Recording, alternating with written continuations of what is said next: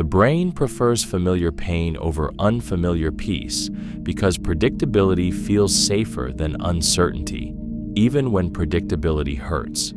Pain that is known can be anticipated, managed, and mentally rehearsed.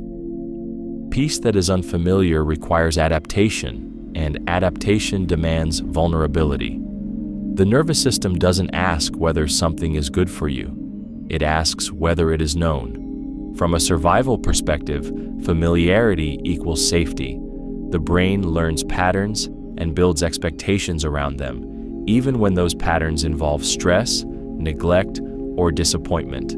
If pain has been consistent, it becomes part of the internal map. Letting it go means stepping into territory where outcomes are unclear, and the brain interprets that as risk. This is why people stay in draining relationships, repeat self-sabotaging habits, or return to environments that diminish them. The discomfort is painful, but it is predictable.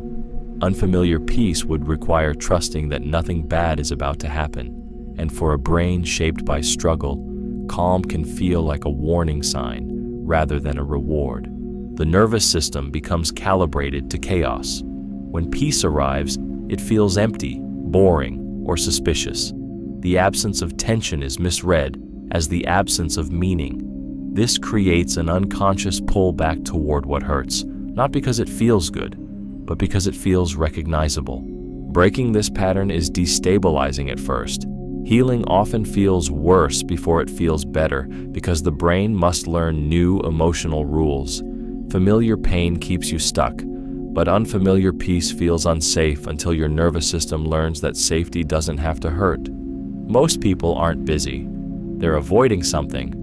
Most people aren't busy. They're avoiding something because avoidance feels safer than confrontation. Busyness is one of the most socially acceptable disguises for fear. It sounds productive, responsible, and important, but underneath it often hides discomfort the mind doesn't want to face. When something threatens identity, security, or self-worth, the brain looks for exits, and being busy becomes the perfect one. Avoidance is a protective response. The brain is designed to minimize emotional pain, not maximize growth. Difficult conversations, uncertain decisions, unmet goals, and uncomfortable truths activate stress responses. Instead of engaging, the mind redirects attention toward tasks that feel urgent but are emotionally neutral. Emails, errands, scrolling, and endless planning create the illusion of progress while keeping the real issue untouched. This is why people delay change while convincing themselves they're preparing. Action would force clarity, and clarity would force accountability. Staying busy preserves ambiguity. It allows people to say, "Not now," without ever saying, "I'm afraid." The nervous system learns that distraction brings relief, so it reinforces the pattern again and again. Busyness also protects self-image. If someone is always occupied, failure can be blamed on lack of time rather than lack of courage. It becomes a shield against disappointment and judgment. The tragedy is that avoidance compounds anxiety. What is avoided grows heavier, louder, and more emotionally charged over time. Deep down, people know what they're avoiding. That quiet tension beneath constant motion is the body signaling unfinished business. Busyness isn't the absence of time. It's the presence of something the mind doesn't want to feel. People remember how you made them feel longer than what you said. People remember how you made them feel longer than what you said, because emotion is the language the brain stores most efficiently. Words are processed, analyzed, and often forgotten, but feelings are absorbed directly into memory. When someone walks away from an interaction, their mind may lose the details of the conversation, but their body remembers the emotional residue you left behind. This happens because the human brain prioritizes emotional experiences as survival data. Emotion tells the nervous system what is safe, what is dangerous, what is comforting, and what is threatening. When you make someone feel valued, seen, embarrassed, dismissed, or inspired, that sensation attaches itself to your presence. Long after the facts blur, the feeling resurfaces the moment they think of you. This is why a single careless comment can outweigh 100 kind ones, and why a brief moment of empathy can build lifelong loyalty. People don't replay conversations word for word, but they replay how small they felt, how understood they felt, or how alive they felt in your presence. Emotion becomes the shortcut their brain uses to decide whether to trust you, avoid you, or seek you out again. It's also why charm works even when logic doesn't, and why someone can say all the right things, yet still feel wrong. Tone, timing, presence, and intention shape emotional memory far more than vocabulary ever could. Every interaction quietly answers a deeper question the brain is always asking. How did this person make me feel about myself? That answer becomes the memory. Confidence often matters more than competence. Confidence often matters more than competence because the human brain uses certainty as a shortcut for truth. When someone speaks, moves, or decides with conviction, it signals safety, leadership, and control, qualities the mind instinctively trusts. Competence requires evaluation, but confidence requires only perception, and perception is faster, louder, and more persuasive. This is rooted in survival psychology. In uncertain environments, early humans followed those who appeared sure of themselves, not necessarily those who were most skilled. Hesitation suggested danger. Certainty suggested direction. That wiring never disappeared. Today, the brain still associates confidence with capability, even when evidence is thin. A confident tone can override doubt, while a hesitant expert can be dismissed without a second thought. Confidence also shapes how information is received. When delivered assertively, ideas feel more credible, decisions feel more justified, and risks feel smaller. The same message spoken with uncertainty triggers skepticism. This is why people often trust confident speakers, leaders, and performers before verifying their actual ability. Confidence frames reality before logic has a chance to intervene. This dynamic explains why underqualified individuals rise quickly while highly skilled people remain unseen. Competence stays invisible if it isn't presented with certainty. The world doesn't reward what you know. It rewards what others believe you know. Confidence becomes the amplifier that determines whether competence is noticed or ignored. There is also an emotional component. Confidence makes others feel secure. It reduces anxiety, creates momentum, and offers relief from indecision. People are drawn to those who seem unbothered by doubt, even if that calm is manufactured. The mind prefers a confident illusion over an uncertain truth, because certainty feels safer than accuracy.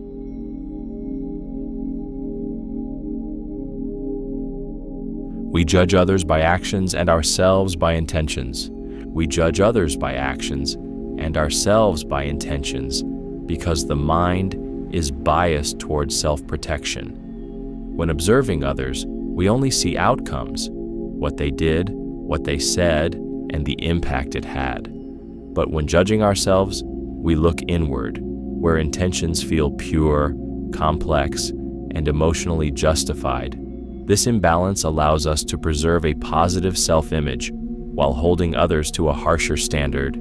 The brain is wired to interpret its own behavior through context. We remember our stress, our fear, our reasons. Mistakes feel understandable when viewed from the inside, but other people's inner worlds are invisible, so their actions become the full story. The mind fills in the gaps with assumptions, often negative, because certainty feels safer than ambiguity. This is why people excuse their own missteps as situational while labeling others as careless, rude, or selfish. Intention softens self-judgment, while action hardens judgment of others. It creates a silent moral imbalance where we see ourselves as misunderstood and others as accountable.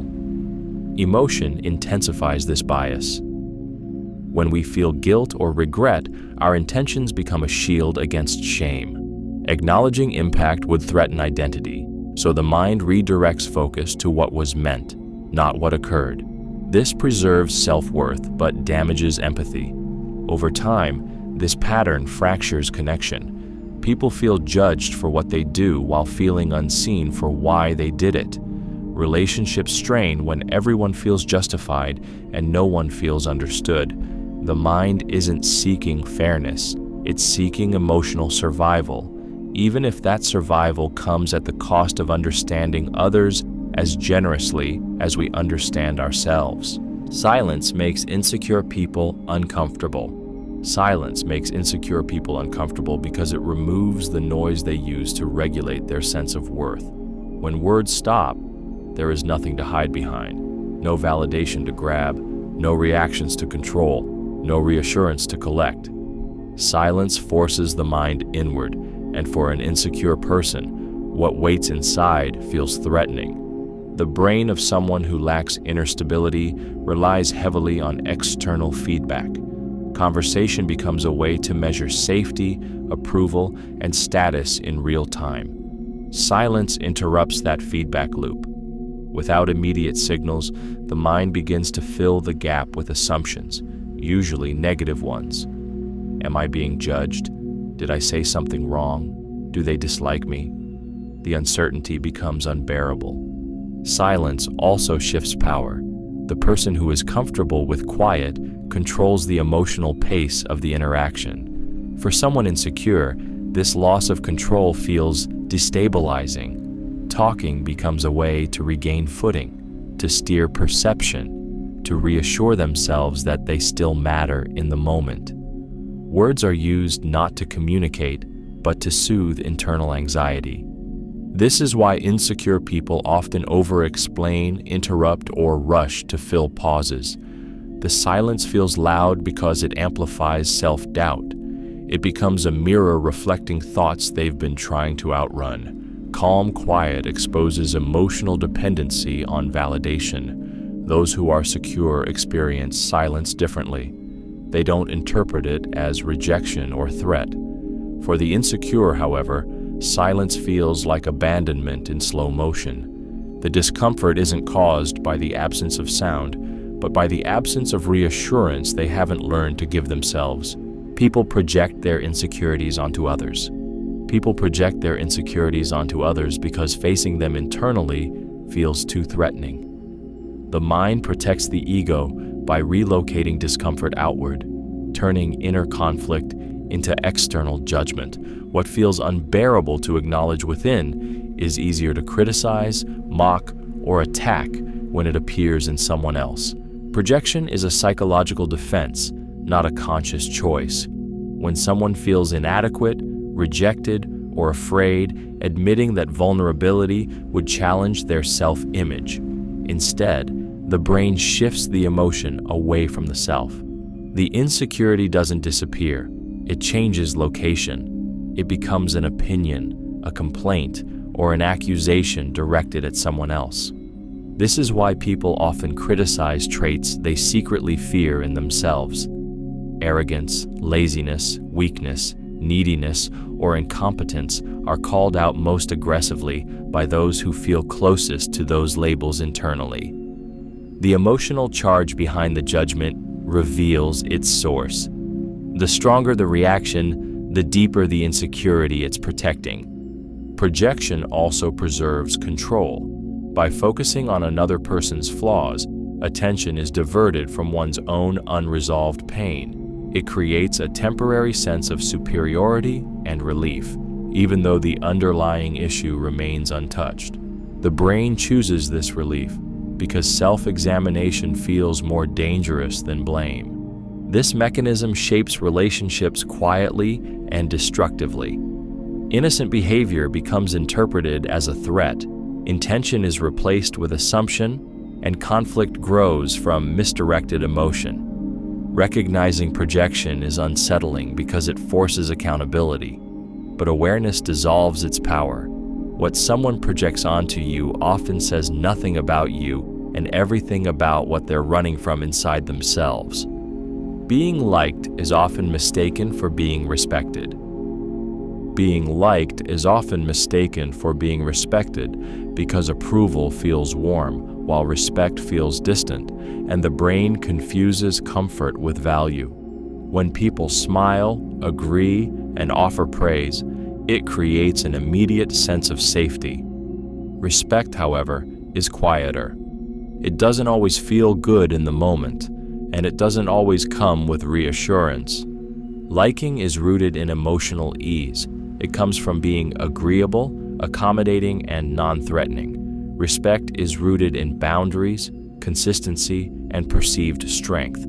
The problem is that the human mind craves acceptance more than authority, so it often sacrifices respect to maintain harmony. This trade feels harmless at first, but it slowly erodes how others perceive you. People may enjoy your presence while simultaneously disregarding your limits. They may laugh with you, but not listen to you. Approval can coexist with dismissal. Respect, on the other hand, changes behavior.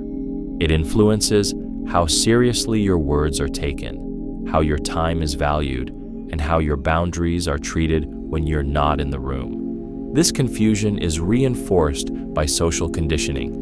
Many are taught that being liked is the goal, especially when conflict feels risky. But respect is not built through pleasing others. It's built through clarity, self-trust, and the willingness to disappoint. That discomfort signals strength, and strength alters hierarchy. Being liked makes people feel good about you. Being respected makes people think twice before crossing you. When the two are confused, people chase validation while wondering why they're overlooked. The shift happens when approval is no longer the priority and self-respect becomes non-negotiable. Your brain believes what you repeatedly tell it. Your brain believes what you repeatedly tell it because repetition is how the mind decides what is real. The brain doesn't verify thoughts for truth, it verifies them for familiarity. When an idea is repeated, silently or out loud, it becomes easier to access, and what is easier to access feels more true. Over time, repetition transforms thoughts into beliefs, and beliefs quietly shape identity. This is how self-talk becomes self-concept. A thought repeated during moments of emotion carries even more weight because emotion signals importance. When you repeatedly tell yourself you are incapable, unwanted, behind, or unworthy, the brain stops questioning it and starts organizing behavior around it. It looks for evidence to confirm the narrative, filtering reality to match the story it has learned. The brain is designed to conserve energy. Once a belief is familiar, challenging it feels inefficient and uncomfortable. New information that contradicts it is resisted, while information that supports it is welcomed. This creates a feedback loop where repeated thoughts harden into mental defaults, influencing decisions, reactions, and expectations without conscious awareness.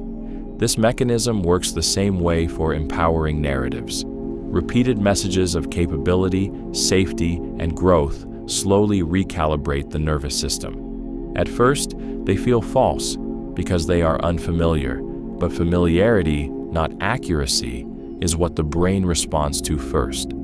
Over time, the brain aligns behavior with whatever story it hears most often. It doesn't ask who taught it or whether the story is fair.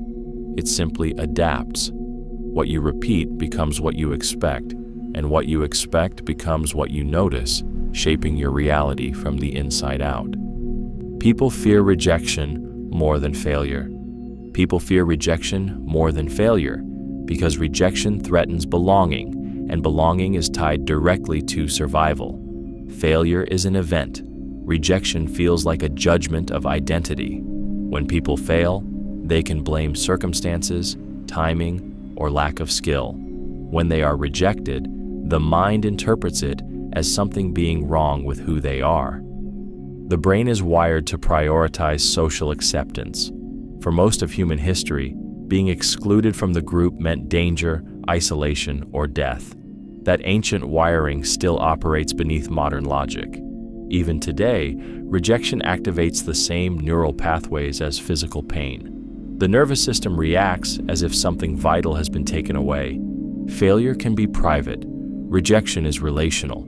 It involves being seen, evaluated, and dismissed. This is why people avoid asking, confessing, applying, or expressing interest. The risk isn't losing the opportunity. It's losing dignity, connection, and emotional safety in someone else's eyes. This fear quietly shapes behavior. People choose safe goals over meaningful ones. They hide ambition, affection, and opinions to avoid standing out. They'd rather fail at something small than be rejected for something that truly matters. The pain of failure fades with time. The memory of rejection lingers because it attacks self-worth. Rejection doesn't just say no, it feels like being pushed outside the circle. The brain doesn't ask whether the rejection is reasonable or temporary. It reacts instantly, emotionally, and defensively. That is why people hesitate longer at the edge of vulnerability than at the edge of effort. Compliments reveal what people value most.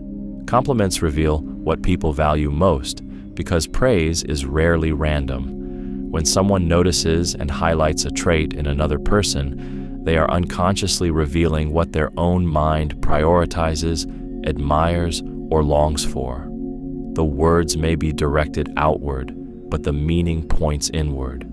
The brain is selective with attention. Out of countless traits someone could acknowledge, the ones that stand out are filtered through personal values, unmet needs, and identity. A person who praises intelligence often values being seen as intelligent. Someone who compliments kindness may crave emotional safety. Those who admire confidence are usually drawn to the security it represents, especially if they struggle to feel it themselves. Compliments are also projections of aspiration. People praise what they respect, envy, or wish they embodied more fully. This is why compliments often carry emotional weight beyond politeness. They are small confessions disguised as generosity. In expressing admiration, people momentarily reveal the internal hierarchy their mind operates by. This dynamic explains why certain compliments feel deeply validating while others feel hollow. The most impactful praise aligns with something the speaker truly values, not something socially expected. Authentic admiration resonates because it comes from a genuine internal reference point. Compliments also function as social signals. They communicate alignment, desire for connection, and shared values.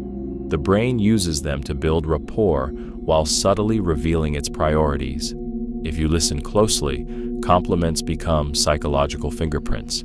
They show you what someone respects, what they seek, and often what they feel is missing within themselves. Over-explaining signals insecurity. Over-explaining signals insecurity because it reveals a fear of being misunderstood, judged, or rejected. When someone feels internally certain, they state what needs to be said and allow it to stand. When doubt creeps in, the mind scrambles to add context, justification, and reassurance, hoping that more words will create acceptance or prevent conflict. This behavior is driven by anxiety, not intention. The brain interprets uncertainty from others as danger, so it attempts to regain control by filling every possible gap. Over-explaining becomes a way to manage imagined objections before they are even voiced. Each extra sentence is an attempt to reduce risk, but it often does the opposite. Listeners don't hear clarity, they hear hesitation. Excessive explanation subtly communicates that you don't fully trust your own position. Instead of reinforcing your point, it weakens it by signaling that your statement needs defense. Confidence speaks once, insecurity keeps talking. Over-explaining is also rooted in people-pleasing. It tries to soften boundaries, justify needs, and earn permission for choices that don't require approval. This trains others to expect access to your reasoning, as if your decisions must be validated to be legitimate. Emotionally, it comes from a learned belief that being misunderstood is dangerous. Many people over-explain because past experiences taught them that silence led to punishment or conflict. The nervous system learned that more words meant more safety. The irony is that restraint creates authority. When you stop explaining yourself to those who aren't entitled to explanations, your words gain weight.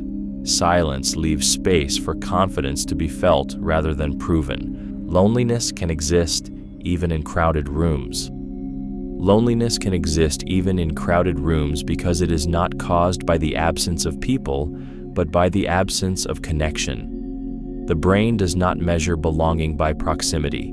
It measures it by emotional safety, recognition, and being seen. You can be surrounded by voices, laughter, and movement, yet feel completely invisible if none of it reaches you. This form of loneliness is often more painful because it contradicts what you're supposed to feel. The mind expects that being around others should provide relief, so when it doesn't, the isolation feels personal. The nervous system interprets this disconnect as rejection, even when no one is intentionally excluding you. It becomes a quiet realization that you are present, but not known. Crowds amplify this sensation because they highlight contrast. Watching others connect while feeling detached intensifies the awareness of separation. The brain begins scanning for signs of belonging and finds none, reinforcing the feeling that something is missing. This activates the same emotional circuits as abandonment, even though no one has physically left. Loneliness in crowds often stems from emotional masking. When you hide parts of yourself to fit in, the connection you receive is shallow by default. The brain knows the difference. It registers interaction without intimacy, attention without understanding. This is why someone can feel more alone at a party than by themselves. Solitude can be peaceful, but emotional invisibility triggers pain. The mind isn't asking for more people. It's asking for resonance, someone who truly notices you. The mind fills gaps with assumptions, usually negative. The mind fills gaps with assumptions, usually negative, because uncertainty creates psychological tension the brain rushes to resolve. When information is missing, the brain doesn't wait patiently for clarity. It guesses. And those guesses are shaped not by logic, but by fear, past experiences, and emotional memory. The unknown feels unsafe, so the mind tries to protect itself by preparing for the worst. This tendency comes from survival wiring. In threatening environments, assuming danger was safer than assuming safety. If something was unclear, expecting harm increased the chances of survival. That instinct still operates today, even in situations where the threat is emotional rather than physical. Silence, delayed responses, ambiguous behavior, or unclear intentions trigger the same alarm system. When someone doesn't reply, the mind doesn't stay neutral. It creates stories. You're being ignored. You're not important. You did something wrong. These narratives feel real because the brain experiences imagined rejection almost as strongly as actual rejection. The body reacts before evidence arrives. Negative assumptions also protect ego. Blaming oneself or others feels more controllable than sitting with uncertainty. The mind would rather believe a painful story than tolerate not knowing. Over time, these assumptions harden into beliefs, shaping how people interpret future events. The danger is that assumed meaning becomes emotional reality. People react to conclusions that were never confirmed. Relationships fracture over imagined motives. Anxiety grows from stories the mind wrote to fill silence. The gap wasn't filled with truth, but with fear disguised as certainty. People want to be understood more than helped. People want to be understood more than helped because understanding soothes the nervous system, while help can feel like judgment. When someone is struggling, their deepest fear is not the problem itself, but the possibility of being minimized, or reduced to a fixable issue. Being understood tells the brain, "You are safe as you are," and that message lands before any solution ever could.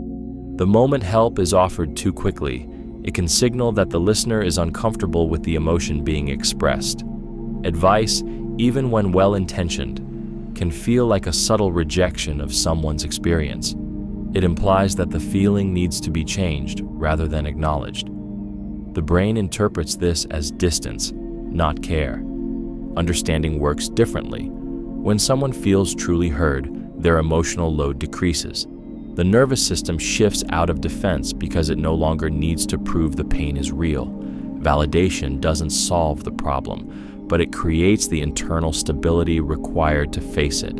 This is why people often feel relief simply by talking, even when nothing external changes. Being understood also preserves dignity. It allows someone to remain the expert of their own experience. Help can unintentionally position the listener as superior, while understanding creates equality. The brain relaxes in spaces where it doesn't feel evaluated. This is why people return to those who listen without fixing. Solutions can wait. Regulation cannot. Before the mind is ready to change, it needs to feel seen. Understanding is not passive. It is the foundation that makes real help possible later. We crave closure even when it hurts. We crave closure even when it hurts because the brain is deeply unsettled by uncertainty. An unanswered question creates mental noise that the mind keeps returning to, searching for resolution. Pain with an explanation feels more tolerable than ambiguity without one, because certainty allows the nervous system to stand down. From a psychological standpoint, the brain is a meaning-making machine. When something ends without explanation, it threatens our sense of order and control. Closure provides a narrative, and narratives calm the mind. Even if the truth is painful, it gives shape to the experience and allows the brain to file it away instead of endlessly reopening it. This is why people revisit old conversations, reread messages, or seek answers from those who have already shown they cannot give them. The emotional wound feels unfinished. The mind believes that one final detail will bring peace, even when history shows it won't. Hurt becomes preferable to not knowing. Closure is also tied to self-worth. Without answers, the brain often turns inward and fills the gaps with self-blame. A painful truth from another person can feel like relief compared to the endless self-interrogation of uncertainty. Knowing why something ended, even harshly, feels like regaining control. The danger is that closure is often an illusion. Not all endings offer explanations, and some answers create new questions. The craving itself can keep people emotionally attached long after the relationship or situation has ended. The mind wants finality, but healing doesn't always come from answers. Sometimes it comes from accepting that uncertainty is the only truth available. Familiarity can disguise toxicity. Familiarity can disguise toxicity because the brain confuses consistency with safety. When something is repeated long enough, it stops triggering alarm systems, even if it's harmful. The nervous system learns what to expect and adjusts to it, lowering resistance not because the situation is healthy, but because it is predictable. This is how damaging dynamics become normalized. Subtle disrespect, emotional neglect, manipulation, or chronic stress fade into the background when they are constant. The brain stops asking whether something feels good and starts asking whether it feels known. Over time, discomfort becomes baseline, and anything different feels wrong, even if it's healthier. Familiar toxicity often feels like comfort because it aligns with learned emotional patterns. If chaos, criticism, or inconsistency were present early in life, the nervous system may associate them with connection. Peace can feel empty, and stability can feel suspicious. The brain seeks what it recognizes, not what it needs. This is why people defend harmful environments and relationships. Leaving would mean confronting uncertainty, and uncertainty feels more threatening than ongoing harm. The mind minimizes damage to preserve emotional equilibrium, reframing pain as normal or not that bad. The most dangerous part of familiarity is how invisible it becomes. When toxicity is constant, you stop noticing it, you adapt around it. Only distance or contrast reveals how much it was costing you. The brain didn't fail you. It did what it was designed to do. It kept you oriented in what it knew, even when what it knew was hurting you. Emotions drive decisions. Logic justifies them. Emotions drive decisions. Logic justifies them because the brain is designed to feel first and explain later. Decision-making begins in the emotional centers of the brain, where value, fear, desire, and attachment are processed. Logic doesn't lead the process, it follows behind, constructing reasons that make the choice feel intelligent and acceptable. When a decision is made, it often happens in a split second, guided by emotion, intuition, or impulse. Only afterward does the rational mind step in to narrate the story. This narration gives the illusion of careful thought, even when the outcome was emotionally driven from the start. The brain prefers coherence over accuracy, so it builds explanations that protect self-image. This is why people defend choices that clearly contradict evidence. Admitting an emotional motive feels vulnerable. Logic offers dignity. It turns "this felt right" into "this made sense." The justification reduces internal conflict and prevents discomfort from facing bias or fear. Emotions also prioritize information. What feels urgent, exciting, or threatening gets immediate attention. Logic works slower, weighing consequences and probabilities, but by the time it engages, the direction is often already set. Reason becomes a tool for reinforcement rather than guidance. This pattern shows up everywhere, from relationships to careers to beliefs. People don't choose what is objectively best. They choose what feels safest, most rewarding, or least painful in the moment. Logic then arrives to clean up the emotional trail, making the decision sound deliberate, thoughtful, and inevitable. People notice confidence faster than kindness. People notice confidence faster than kindness because confidence announces itself, while kindness waits to be felt. The human brain is wired to scan environments quickly for signals of certainty, status, and control. Confidence registers immediately as a visible cue, while kindness requires time, attention, and emotional openness to recognize. Confidence is loud in subtle ways.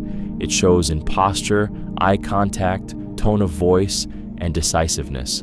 These signals are processed almost instantly by the brain as indicators of leadership and safety. Kindness, on the other hand, is often quiet. It reveals itself through consistency, patience, and empathy, qualities that don't demand attention but earn it over time. This is why confident people are often remembered first, even if they aren't the most compassionate. The brain prioritizes what feels strong and certain before it evaluates what feels gentle. In unfamiliar situations, people gravitate toward those who appear sure of themselves because certainty reduces anxiety. Kindness soothes later. Confidence reassures immediately.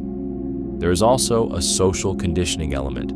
Confidence is culturally rewarded and associated with success, while kindness is often seen as a moral bonus rather than a defining trait. As a result, confidence shapes first impressions, while kindness shapes long-term trust. This imbalance can be misleading. Confidence can exist without care, and kindness can exist without recognition. But over time, the nervous system recalibrates. Confidence may open the door, but kindness determines whether people feel safe enough to stay. What is noticed first is not always what matters most, only what the brain is trained to detect fastest. Most arguments are about unmet emotional needs. Most arguments are about unmet emotional needs because surface-level conflict is rarely the real issue. Words are just the delivery system. Beneath them sit feelings of being ignored, disrespected, unappreciated, or unsafe. The brain uses arguments as a way to demand what it feels it's not receiving. When an emotional need goes unmet, the nervous system shifts into defense. Logic narrows, tone sharpens, and the mind looks for evidence to justify its distress. What sounds like anger is often frustration. What sounds like criticism is often a plea to be seen. The argument becomes a proxy battle for validation. This is why facts rarely resolve conflict. You can win the point and still lose the connection. The brain isn't trying to be right. It's trying to restore emotional balance. Being understood calms the nervous system far more effectively than being proven wrong. Arguments escalate when emotional signals are ignored. When someone feels dismissed, the brain increases intensity to force acknowledgement. Volume, repetition, and accusation are attempts to break through emotional silence. The real message is often simple: listen, care, notice me. This pattern repeats because many people lack the language for emotional needs. Instead of saying, "I feel unimportant," or "I need reassurance," they argue about tone, timing, or trivial details. The conflict becomes safer than vulnerability. When emotional needs are met, arguments dissolve quickly. When they're ignored, even small disagreements feel explosive. What keeps arguments alive isn't disagreement, but the fear that one's feelings don't matter. The brain treats emotional pain like physical pain. The brain treats emotional pain like physical pain because, neurologically, it is processed through the same survival circuitry. Rejection, loss, humiliation, and abandonment activate the same regions that respond to injury and threat. To the brain, social pain is not symbolic. It is a direct signal that something is wrong, and it demands attention. This overlap exists because human survival has always depended on connection. Being excluded from the group once meant vulnerability, danger, and death. That ancient wiring remains intact. When emotional bonds are threatened, the nervous system reacts as if the body itself is under attack. Heart rate changes, stress hormones flood the system, and the urge to escape or shut down takes over. This is why emotional wounds linger. A broken bone heals with time, but emotional pain can be reopened by memory alone. The brain does not distinguish between a current threat and a vividly remembered one. Replaying an emotional injury can trigger the same physiological response as the original event, reinforcing fear and avoidance. It also explains why people underestimate emotional harm. Words like "just feelings" minimize what the brain experiences as real danger. Dismissing emotional pain invalidates the nervous system's alarm, increasing distress rather than reducing it. This mechanism shapes behavior in powerful ways. People avoid rejection, suppress emotions, or stay silent to prevent emotional injury, even at the cost of authenticity. The brain isn't overreacting. It is responding exactly as designed, treating emotional pain as a signal that survival, identity, or belonging is at risk. People believe stories more than facts. People believe stories more than facts because stories speak the brain's native language. Facts require effort, attention, and analysis. Stories require only emotion. When information is wrapped in narrative, the brain stops evaluating and starts experiencing. It doesn't just hear the message, it lives inside it. Stories activate emotion, imagery, and identity all at once. The mind doesn't ask whether the story is statistically accurate. It asks whether it feels true. If it aligns with personal experience, values, or fears, it becomes believable. Facts can be dismissed as cold or abstract, but stories feel human, and humans trust what feels human. This is why a single anecdote can outweigh mountains of data. Numbers stay in the mind briefly. Stories attach themselves to memory because they carry emotional weight. The brain remembers characters, struggle, and resolution far longer than percentages or charts. Emotion becomes the glue that makes belief stick. Stories also reduce resistance. Facts can challenge identity and trigger defensiveness. Stories bypass that defense by inviting empathy instead of argument. When someone identifies with a story, they adopt its meaning without realizing they've been persuaded. Belief forms quietly, without conscious debate. This mechanism is powerful and dangerous. Stories can enlighten or manipulate. They can inspire truth or spread distortion. Once a story is emotionally accepted, facts that contradict it feel like threats rather than information. The mind protects the narrative because it has already woven it into meaning, memory, and self-understanding. Nostalgia edits out the bad parts. Nostalgia edits out the bad parts because the brain protects emotional continuity by softening the past. Memory is not a recording. It is a reconstruction shaped by current needs. When the present feels uncertain or painful, the mind reaches backward and selectively highlights moments that feel warm, safe, or meaningful, while muting the discomfort that once existed alongside them. This happens because the brain associates familiar memories with identity. To preserve a sense of self, it smooths over contradictions. The arguments, boredom, anxiety, and loneliness that once felt real are blurred, while the laughter, closeness, and simplicity are sharpened. The past becomes emotionally curated, not historically accurate. Nostalgia also regulates emotion. It acts like a psychological anesthetic, offering comfort during stress. By idealizing what was, the brain creates a refuge from what is. This is why people romanticize old relationships, childhood, or earlier versions of themselves, even when those periods were marked by struggle. The mind remembers the relief of distance, not the weight of living through it. There is danger in this distortion. Edited memories can pull people backward, convincing them they lost something perfect rather than something complex. The pain that caused them to leave is forgotten, while the attachment remains. This fuels regret, longing, and false comparisons with the present.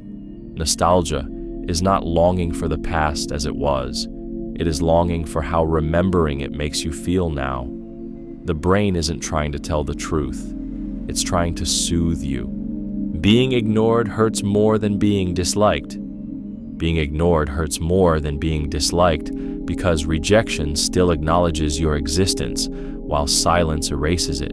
The human brain is wired for social connection, and being seen is a fundamental psychological need. When someone dislikes you, there is at least recognition. When you're ignored, the mind interprets it as social invisibility.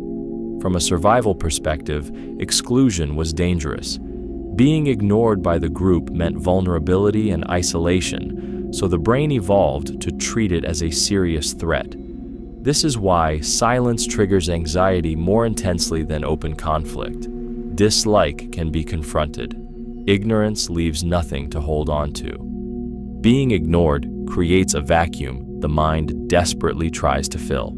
The brain searches for meaning, replaying interactions and inventing explanations. Without feedback, the nervous system stays activated, unable to resolve whether the threat is real or imagined. This uncertainty is what makes it so painful. Dislike gives boundaries. It tells you where you stand. Ignoring offers no clarity, only absence. The lack of response feels like a judgment without a verdict, leaving the mind suspended in self-doubt. It can quietly damage self-worth far more than direct criticism ever could. Silence also strips agency. You can't defend yourself against nothing. You can't respond to absence. This helplessness is what makes being ignored feel dehumanizing. The pain isn't about ego. It's about not being acknowledged as someone who matters. The brain doesn't just want approval, it wants recognition. And when that is withheld, the emotional impact cuts deeper than open rejection ever could. People listen to respond, not to understand. People listen to respond, not to understand, because the brain prioritizes self-protection over connection. While someone is speaking, the mind of the listener is often busy preparing its own reply, defense, or opinion. Instead of absorbing meaning, it scans for cues that threaten identity, beliefs, or status. Listening becomes a strategic pause rather than an act of presence. This happens because true understanding requires vulnerability. To fully hear someone, the brain must momentarily suspend judgment and certainty, and that feels unsafe. Letting information in without immediately organizing a response creates a sense of loss of control. So the mind fills the silence with planning, rehearsing, and positioning. Emotion intensifies this pattern. When a topic touches pride, fear, or insecurity, listening narrows even further. The nervous system shifts into protection mode, where being right feels more important than being open. Words are filtered, not received. Meaning is shaped to fit existing beliefs before it has a chance to challenge them. This is why conversations often feel shallow or circular. Both people are speaking, but neither feels heard. Each is responding to their own interpretation rather than the other person's reality. The disconnect isn't a lack of intelligence, but a lack of safety. Understanding requires slowing down, tolerating discomfort, and allowing another perspective to exist without immediate correction. The brain resists this because it feels inefficient and risky, so it chooses the faster option: respond first, process later, and protect the self at all costs. Self-awareness often comes after regret. Self-awareness often comes after regret because pain is what finally breaks denial. The mind avoids seeing its own flaws as long as it can protect self-image, but regret cuts through those defenses. When consequences arrive, reflection is no longer optional. The emotional weight forces the brain to look back at choices it once justified or ignored. Regret slows the mind down. In the moment of action, emotion and impulse dominate. Afterward, when the outcome is irreversible, the brain shifts into meaning-making mode. It searches for causes, patterns, and responsibility. That search often leads inward. Self-awareness emerges not from wisdom, but from loss, embarrassment, or missed opportunity. This is why advice rarely changes behavior, but consequences do. Hearing the truth feels abstract. Living the result makes it personal. Regret exposes the gap between intention and impact, between who someone thought they were and what they actually did. That gap becomes impossible to ignore once the cost is felt. The discomfort of regret also strips away excuses. Blame loses its power when the emotional burden remains. The mind begins to recognize repeated patterns, hidden motivations, and avoided truths. What was once invisible becomes obvious in hindsight. Self-awareness born from regret is heavy, but it is honest.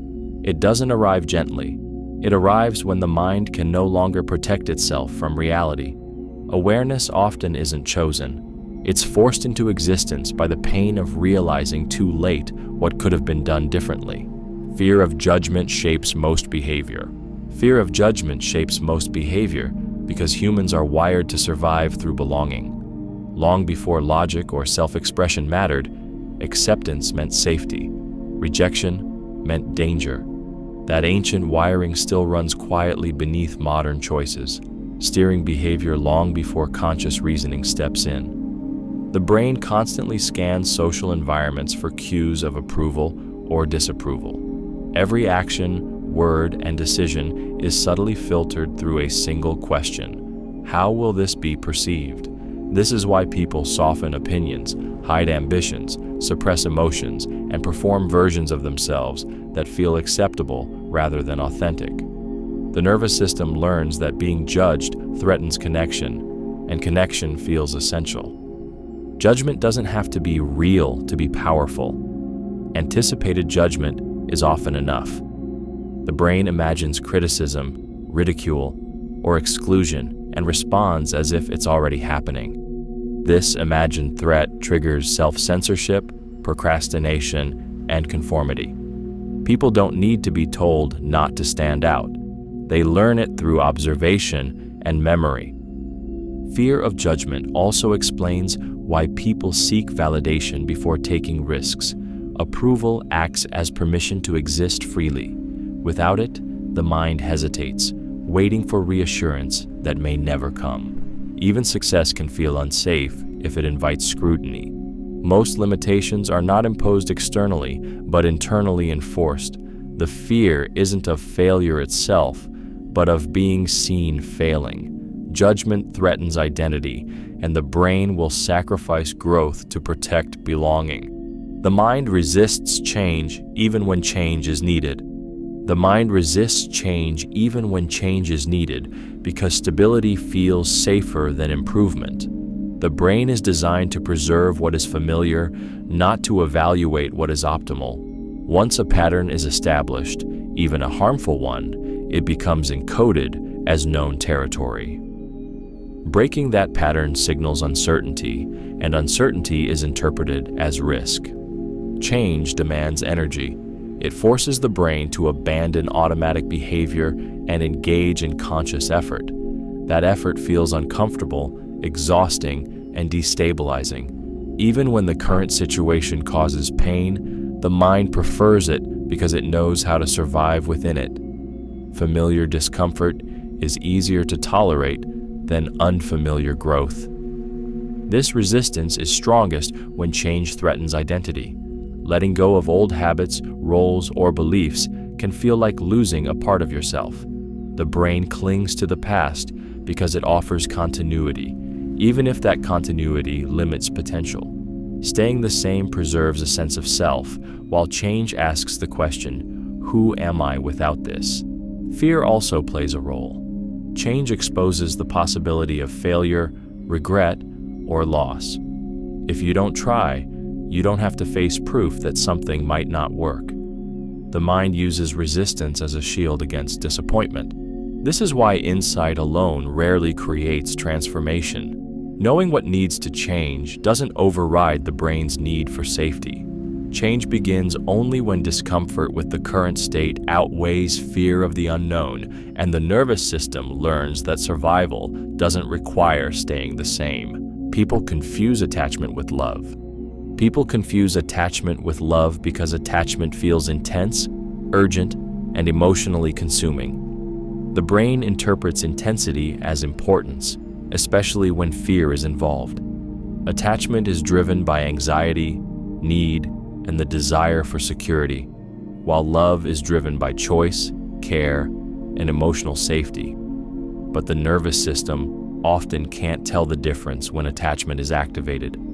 Attachment forms when someone becomes a source of regulation. Their presence soothes anxiety, and their absence creates distress. The brain begins associating that person with relief from discomfort, not necessarily with genuine connection. This creates a bond rooted in dependency, rather than mutual understanding. The stronger the emotional swings, the more powerful the attachment feels. Love, on the other hand, is calm and expansive, which can feel unfamiliar to a nervous system conditioned to chaos.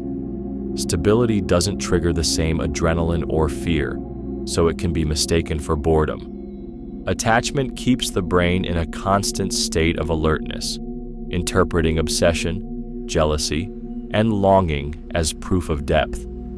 This confusion is reinforced by early emotional experiences. If love was inconsistent or conditional, attachment becomes the blueprint for connection. The brain learns that love means uncertainty, longing, and emotional tension. Anything peaceful feels unreal. Attachment demands, love allows. Attachment fears loss, love trusts presence. But because attachment activates powerful survival circuits, it often feels more intense than love ever does. The brain mistakes that intensity for meaning, not realizing it is responding to fear of abandonment, not genuine emotional connection. Validation can be more addictive than success. Validation can be more addictive than success because it directly feeds the brain's need for acceptance, not achievement. Success satisfies a goal. Validation satisfies identity. When approval is given, the brain releases dopamine tied to social reward, signaling safety, belonging, and worth. That chemical response can become more powerful than the satisfaction of actual progress. Success often requires effort, patience, and delayed gratification. Validation is immediate. A compliment, a like, attention, or praise delivers instant emotional relief. The brain learns this pattern quickly. It begins to crave the feeling of being seen and approved more than the slower, quieter fulfillment of real accomplishment. Validation also shifts motivation. Instead of asking, "What do I want to build?" the mind starts asking, "How will this be received?" Behavior becomes shaped by external reaction rather than internal direction. Over time, self-worth becomes dependent on feedback. Without it, anxiety rises, doubt grows, and momentum collapses. This addiction is subtle because validation feels harmless. It looks like confidence, ambition, or connection. But the dependency forms when identity relies on constant reassurance. The absence of validation begins to feel like failure, even when progress is being made privately. The brain prioritizes social survival over personal growth. Being approved of feels safer than standing alone in achievement. This is why people abandon meaningful paths if they don't receive recognition, and why they chase applause, even when it pulls them away from what actually matters. Validation doesn't build resilience. It trains the mind to need permission to feel enough. The brain seeks patterns, even where none exist. The brain seeks patterns, even where none exist, because uncertainty feels intolerable. From a survival standpoint, randomness is dangerous. Early humans who detected patterns quickly were more likely to avoid threats, even if those patterns were sometimes false. That bias never left. The mind would rather be wrong with a pattern than helpless in chaos. Pattern seeking gives the brain a sense of control. When events feel disconnected or unpredictable, the mind connects them anyway. Coincidences become meaning, timing becomes fate, and isolated outcomes are woven into narratives. This isn't logic failing. It's the nervous system trying to stabilize itself by creating order. This is why people see intention where there is none, assume causation from correlation, and assign motives without evidence. The brain hates empty space. Silence, randomness, and ambiguity are filled automatically. It's emotionally easier to believe something is happening for a reason than to accept that some things simply happen. Pattern seeking also protects identity. When something goes wrong, the mind searches for explanations that preserve a sense of self. Blame, destiny, or hidden motives feel more tolerable than accepting unpredictability. Meaning becomes a coping mechanism. This tendency shapes beliefs, relationships, and decisions. People misread signals, overinterpret behavior, and build entire worldviews on perceived patterns that feel real because they reduce anxiety. The danger isn't that the brain looks for patterns. It's that once a pattern is found, the mind clings to it, even when evidence disappears. Certainty feels safer than truth, and the brain will choose safety first. People mirror emotions subconsciously. People mirror emotions subconsciously because the human brain is built to synchronize with others. Long before language, emotional attunement was how safety, threat, and belonging were communicated. When someone enters a room anxious, calm, excited, or withdrawn, the nervous systems around them begin adjusting automatically, often without awareness. This happens through emotional contagion. Facial expressions, tone of voice, posture, and energy are processed faster than words. The brain reads these cues and mirrors them to maintain social alignment. This is why moods spread so easily and why one emotionally charged person can shift the atmosphere of an entire group. Mirror neurons play a central role in this process. They activate when we observe others, allowing us to internally experience a version of their emotional state. This mechanism helps humans empathize, bond, and predict behavior. Feeling what others feel strengthens connection, but it also makes emotions highly transferable. Because this process is unconscious, people often believe their emotional state is self-generated when it's not. Stress, irritation, or excitement can be absorbed simply by proximity. This is why emotional environments matter more than most people realize. Emotionally expressive individuals tend to influence others more strongly. Their feelings broadcast clearly, giving the brain more data to mirror. Calm, grounded emotions can regulate a room, while anxiety can quietly escalate it. This mirroring is not imitation, it's regulation. The nervous system seeks harmony. Whoever controls their emotional state most consistently often becomes the emotional reference point for others, shaping interactions without ever saying a word. Boredom often masks dissatisfaction. Boredom often masks dissatisfaction because the brain avoids naming deeper discomfort when it feels overwhelming or unclear. Saying you're bored feels neutral and safe, while admitting dissatisfaction forces confrontation with unmet needs, stalled growth, or misalignment. The mind chooses the simpler label to reduce emotional friction. Boredom is not the absence of stimulation, but the absence of meaning. When daily actions no longer connect to purpose, curiosity, or emotional engagement, the brain disengages to conserve energy. This disengagement feels like restlessness, apathy, or numbness. It's easier to call that boredom than to admit something important feels off. Dissatisfaction threatens identity. Acknowledging it might mean questioning relationships, careers, routines, or choices that once felt right. That level of reflection carries risk, so the brain dulls awareness instead. Boredom becomes a buffer between consciousness and uncomfortable truth. This is why constant distraction doesn't cure boredom. More stimulation only masks the signal temporarily. The underlying dissatisfaction remains, growing louder in moments of stillness. The brain is not craving entertainment, it's craving alignment. Boredom also protects against disappointment. If you label your discomfort as boredom, you don't have to admit desire. Desire creates vulnerability because wanting something means facing the possibility of not getting it.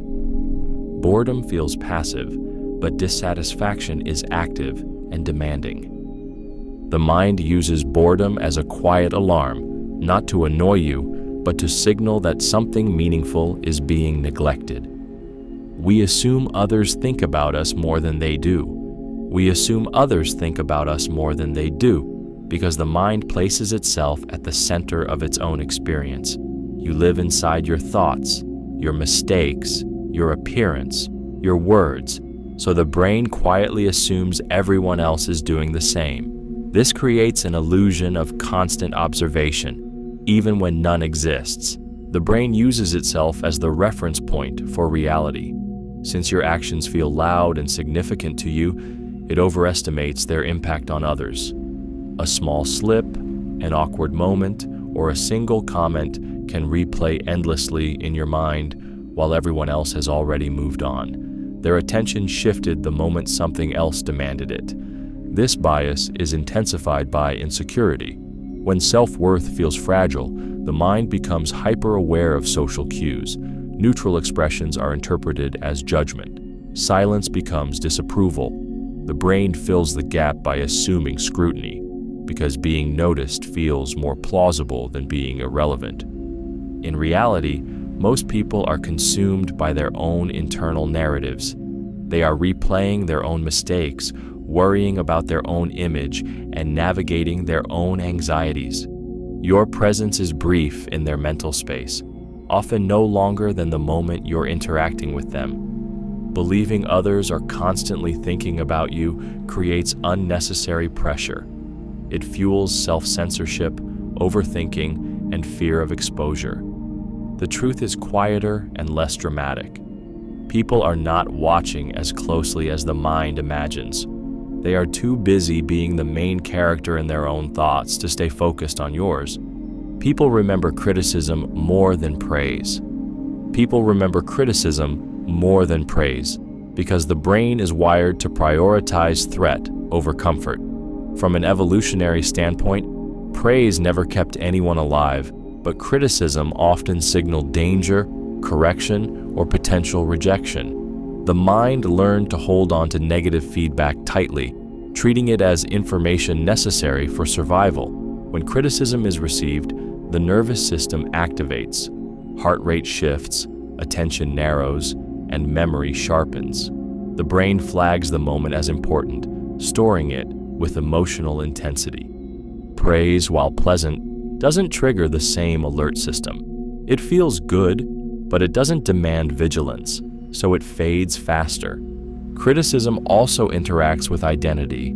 Even a single negative comment can threaten self-image, making the mind replay it repeatedly in an attempt to resolve the discomfort.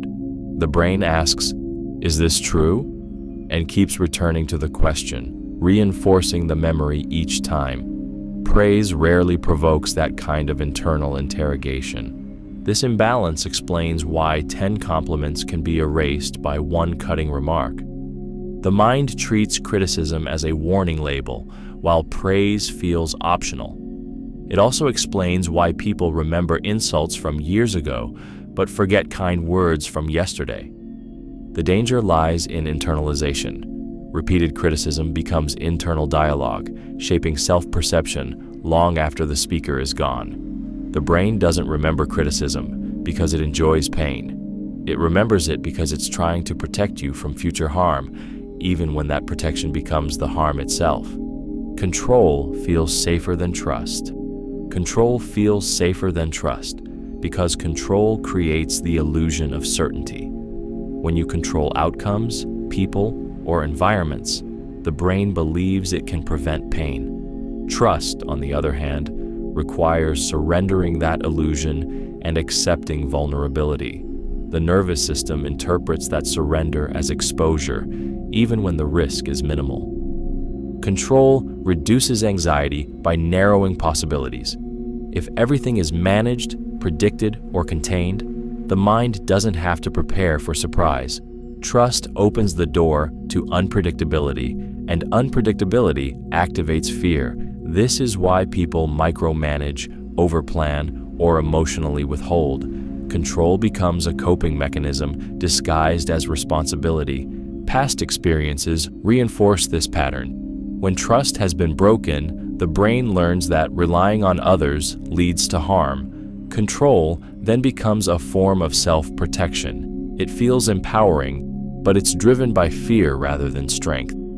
The mind equates control with safety, even when it damages connection. Emotionally, control keeps people distant. It prevents disappointment, but also prevents intimacy. Trust requires allowing others to impact you, and impact means risk. The brain would rather manage loneliness than risk betrayal. The problem is that control is exhausting. It demands constant vigilance and creates tension in the body. Trust, while uncomfortable at first, allows the nervous system to rest. But rest feels unfamiliar to a mind trained to survive. Letting go of control doesn't mean recklessness. It means accepting that safety doesn't come from managing everything, but from knowing you can handle whatever happens. The brain avoids uncertainty at all costs. The brain avoids uncertainty at all costs because uncertainty signals potential danger. When outcomes are unclear, the nervous system cannot predict what comes next, and prediction is how the brain maintains a sense of control. Even negative certainty feels safer than open-ended possibility, because at least the threat is known. From an evolutionary standpoint, uncertainty meant vulnerability. Not knowing where food, safety, or allies were could be fatal. That wiring still governs modern behavior. Ambiguity triggers stress responses, increasing anxiety and narrowing focus. The brain scrambles to close the gap, even if the explanation it chooses is inaccurate or harmful. This is why people cling to rigid beliefs, stay in unhealthy situations, or rush decisions they aren't ready for. Certainty provides relief. It quiets the nervous system. The mind would rather settle for a painful answer than tolerate the tension of not knowing. Doubt feels like exposure, and exposure feels unsafe. Uncertainty also threatens identity. When outcomes are unknown, the self feels undefined. The brain prefers fixed narratives because they offer psychological ground to stand on. Letting go of certainty means letting go of who you think you are, even temporarily. To escape uncertainty, the mind fills gaps with assumptions, worst-case scenarios, or false confidence. These may be inaccurate, but they are emotionally stabilizing. The brain is not chasing truth, it is chasing relief. Until safety is felt internally, uncertainty will always feel like something to escape rather than something to explore.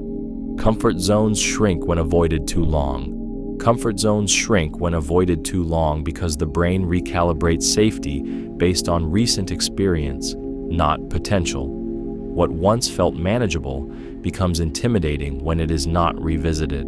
The nervous system doesn't preserve confidence in storage. It updates its definition of safe according to what you repeatedly do or don't do. Avoidance teaches the brain that something is dangerous. Each time you stay away, the mind interprets relief as proof that avoidance worked. That relief is rewarded, reinforcing the behavior. Over time, the area of life you avoid doesn't stay the same size. It expands. What began as one uncomfortable action turns into multiple restricted behaviors. This is how comfort zones contract. The brain becomes overprotective, tightening boundaries to prevent perceived threats. Social situations feel harder, challenges feel heavier, risk feels larger than it actually is. The nervous system hasn't grown weaker, it has become conditioned to expect harm where none may exist. Re-entry feels harder because the brain has lost recent evidence of safety. Without that evidence, anxiety spikes. The unfamiliarity amplifies fear, even if the task itself hasn't changed. What changed is the mind's tolerance. Growth requires repeated exposure. Confidence is not maintained by thinking about it, but by using it. When action stops, the comfort zone doesn't stay neutral. It slowly collapses inward, leaving less room to move. Avoidance doesn't keep you safe. It quietly makes your world smaller.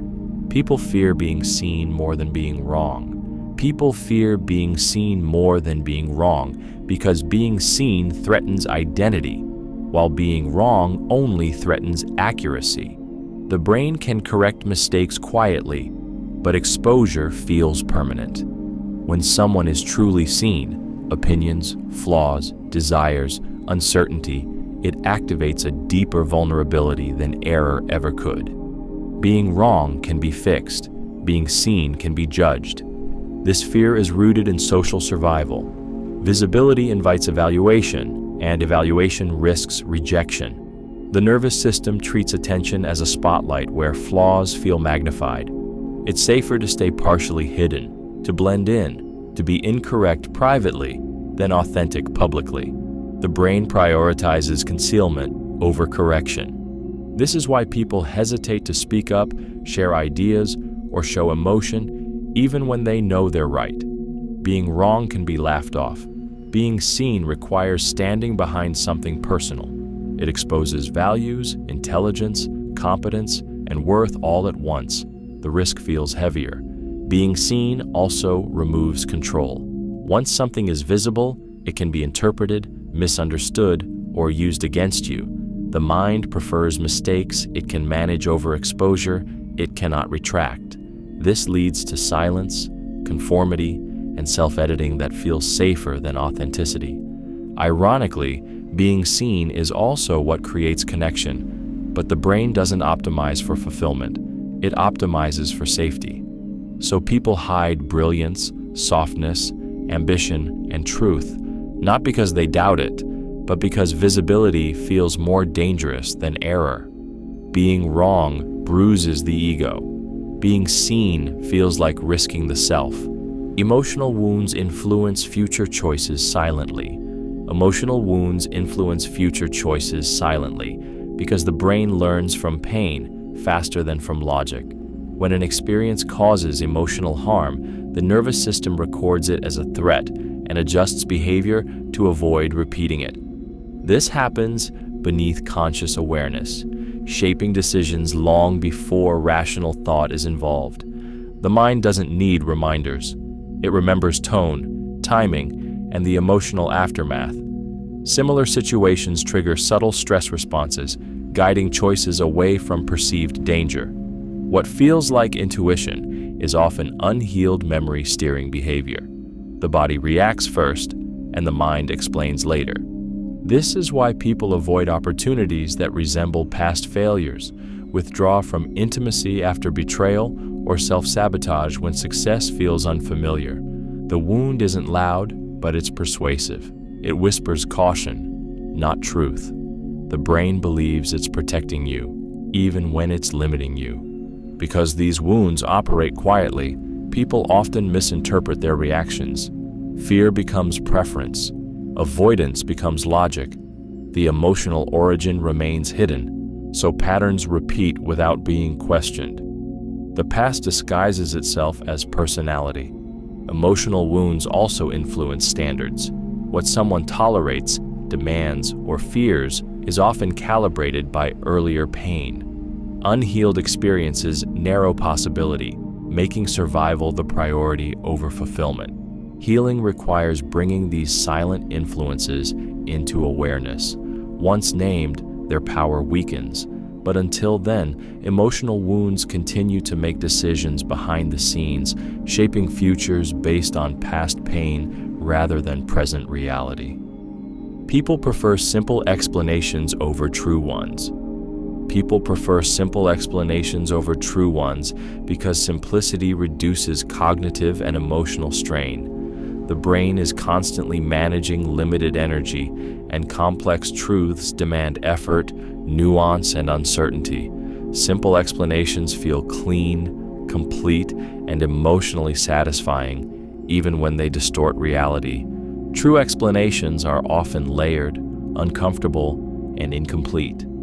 They require holding multiple possibilities at once and accepting that not everything has a clear cause or villain.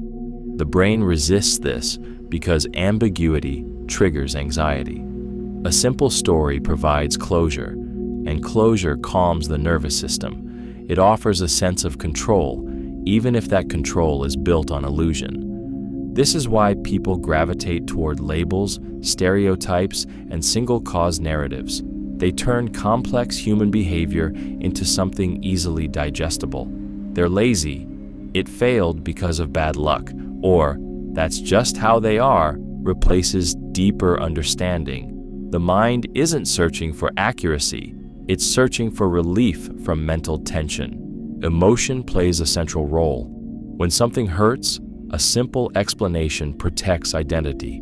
It prevents deeper self-examination that might reveal regret, responsibility, or vulnerability. The truth might require change, and change threatens stability.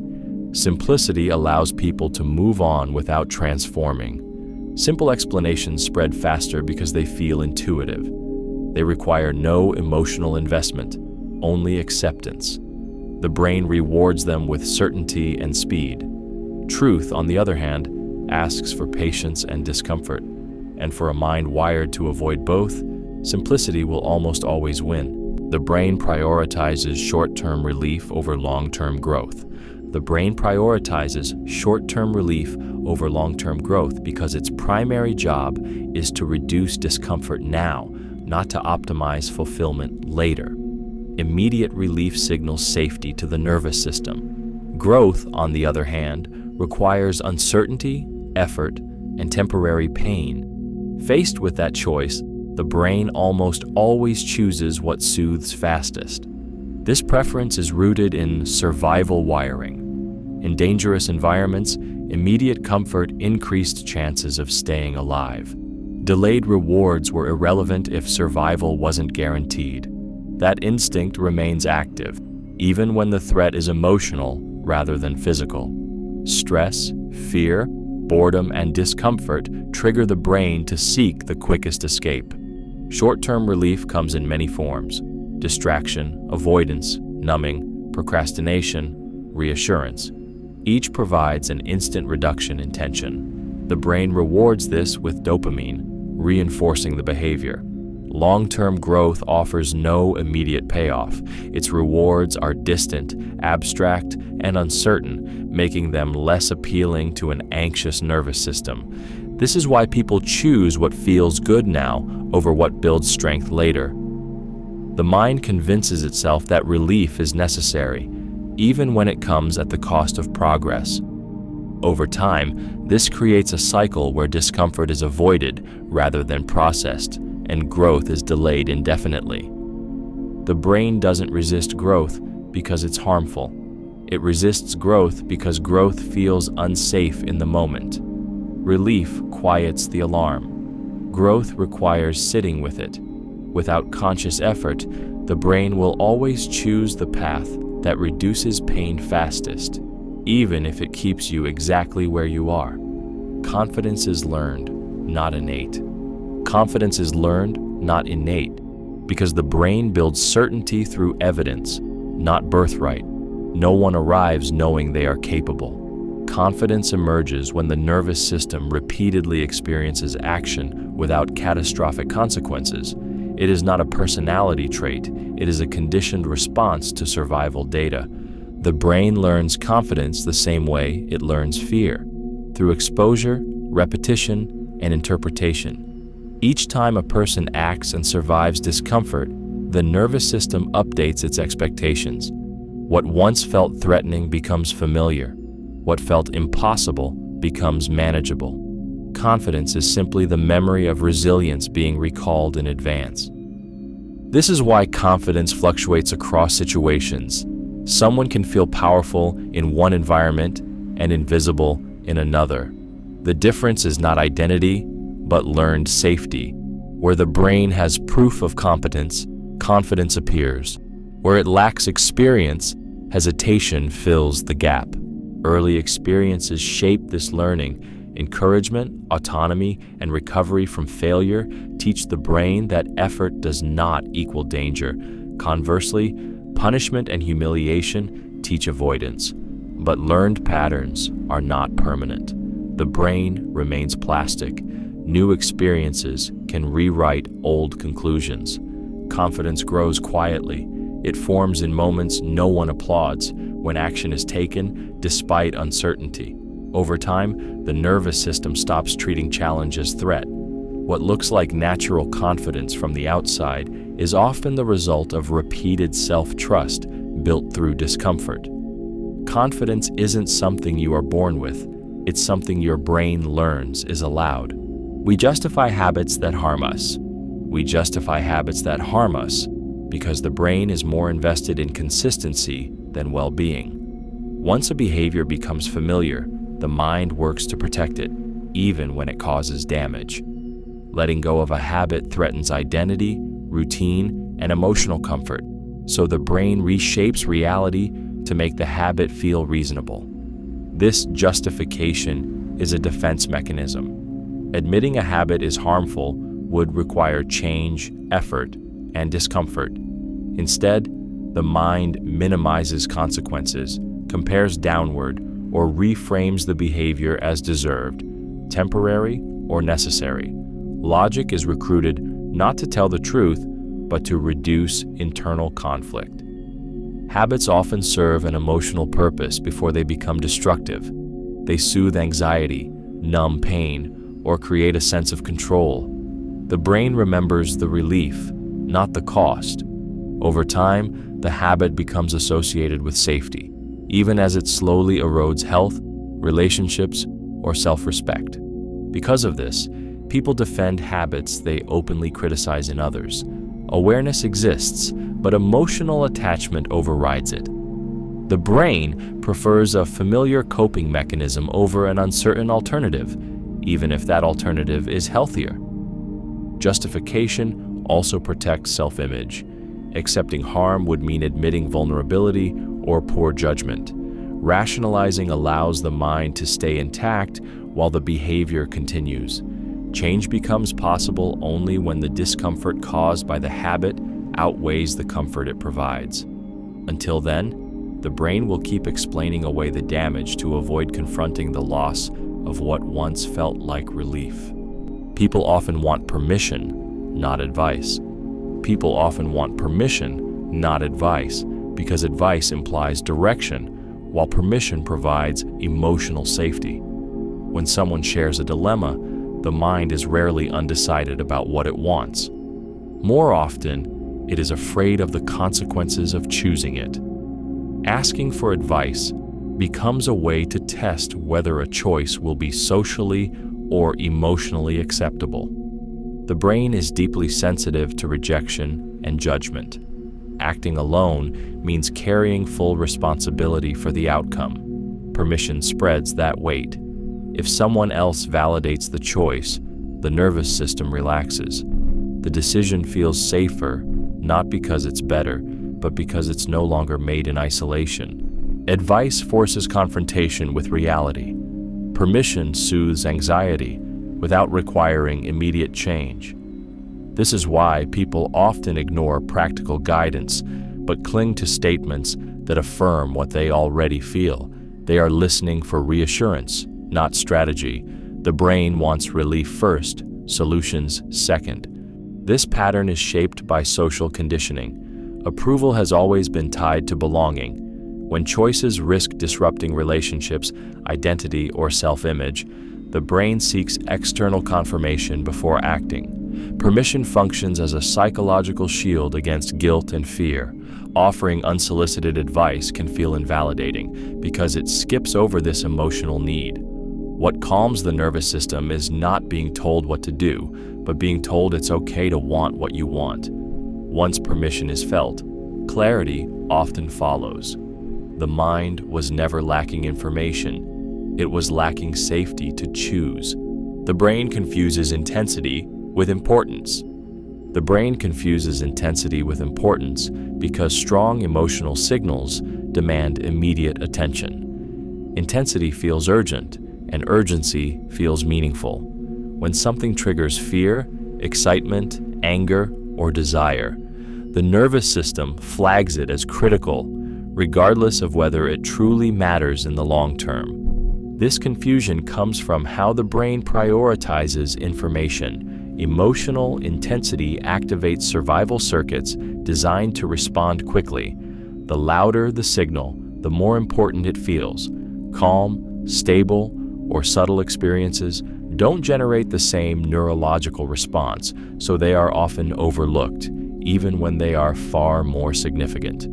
This is why drama feels meaningful, even when it's empty. Why chaos feels alive, while peace feels dull. Why toxic relationships can feel more important than healthy ones.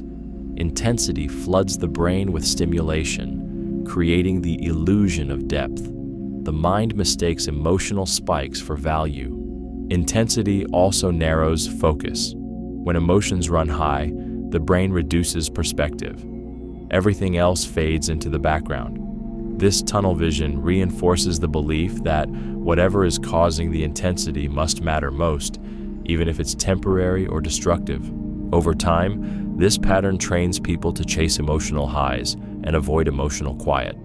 Stability feels unimportant because it doesn't stimulate the nervous system. The brain isn't seeking meaning, it's responding to volume. And the loudest experiences aren't always the ones that deserve the most attention. Most people don't change unless pain outweighs comfort. Most people don't change unless pain outweighs comfort because the brain is designed to conserve energy, not pursue growth. Familiar routines, even harmful ones, feel efficient. They require less emotional effort, less uncertainty, and less risk. Comfort tells the nervous system that survival is stable, so there is no urgency to adapt. Change disrupts predictability. It demands attention, vulnerability, and the possibility of failure. The brain resists this disruption until staying the same becomes more painful than moving forward. As long as discomfort remains tolerable, the mind justifies delay. It reframes dissatisfaction as manageable, temporary, or normal. Pain acts as a signal strong enough to override this resistance. Emotional loss, repeated failure, or internal collapse forces awareness the brain can no longer suppress. When comfort erodes, avoidance stops working. The nervous system shifts from preservation to action because inaction now feels unsafe. This is why advice rarely changes people. Information alone doesn't register as threat. Pain does. Real change is rarely motivated by insight. It is motivated by necessity. The brain moves when it believes survival, identity, or belonging is at risk. There is tragedy in this mechanism. People often endure years of quiet dissatisfaction because it feels safer than uncertainty. They wait for breaking points instead of listening to early signals. Growth doesn't begin when change feels good. It begins when staying the same hurts too much to ignore. Overthinking is the brain trying to protect you. Overthinking is the brain trying to protect you because uncertainty triggers the nervous system's threat response. When outcomes are unclear, the mind scans for danger, replaying scenarios in an attempt to predict and prevent pain. What feels like mental chaos is actually the brain working overtime to keep you safe. The brain evolved to anticipate threats before they happen. Overthinking is an extension of that survival mechanism. By analyzing every possibility, the mind believes it can reduce risk. Each thought feels like preparation, even when it only increases anxiety. The intention is safety, not suffering. Overthinking intensifies when something matters emotionally. Relationships, decisions, and identity-related situations activate deeper fears of loss, rejection, or failure.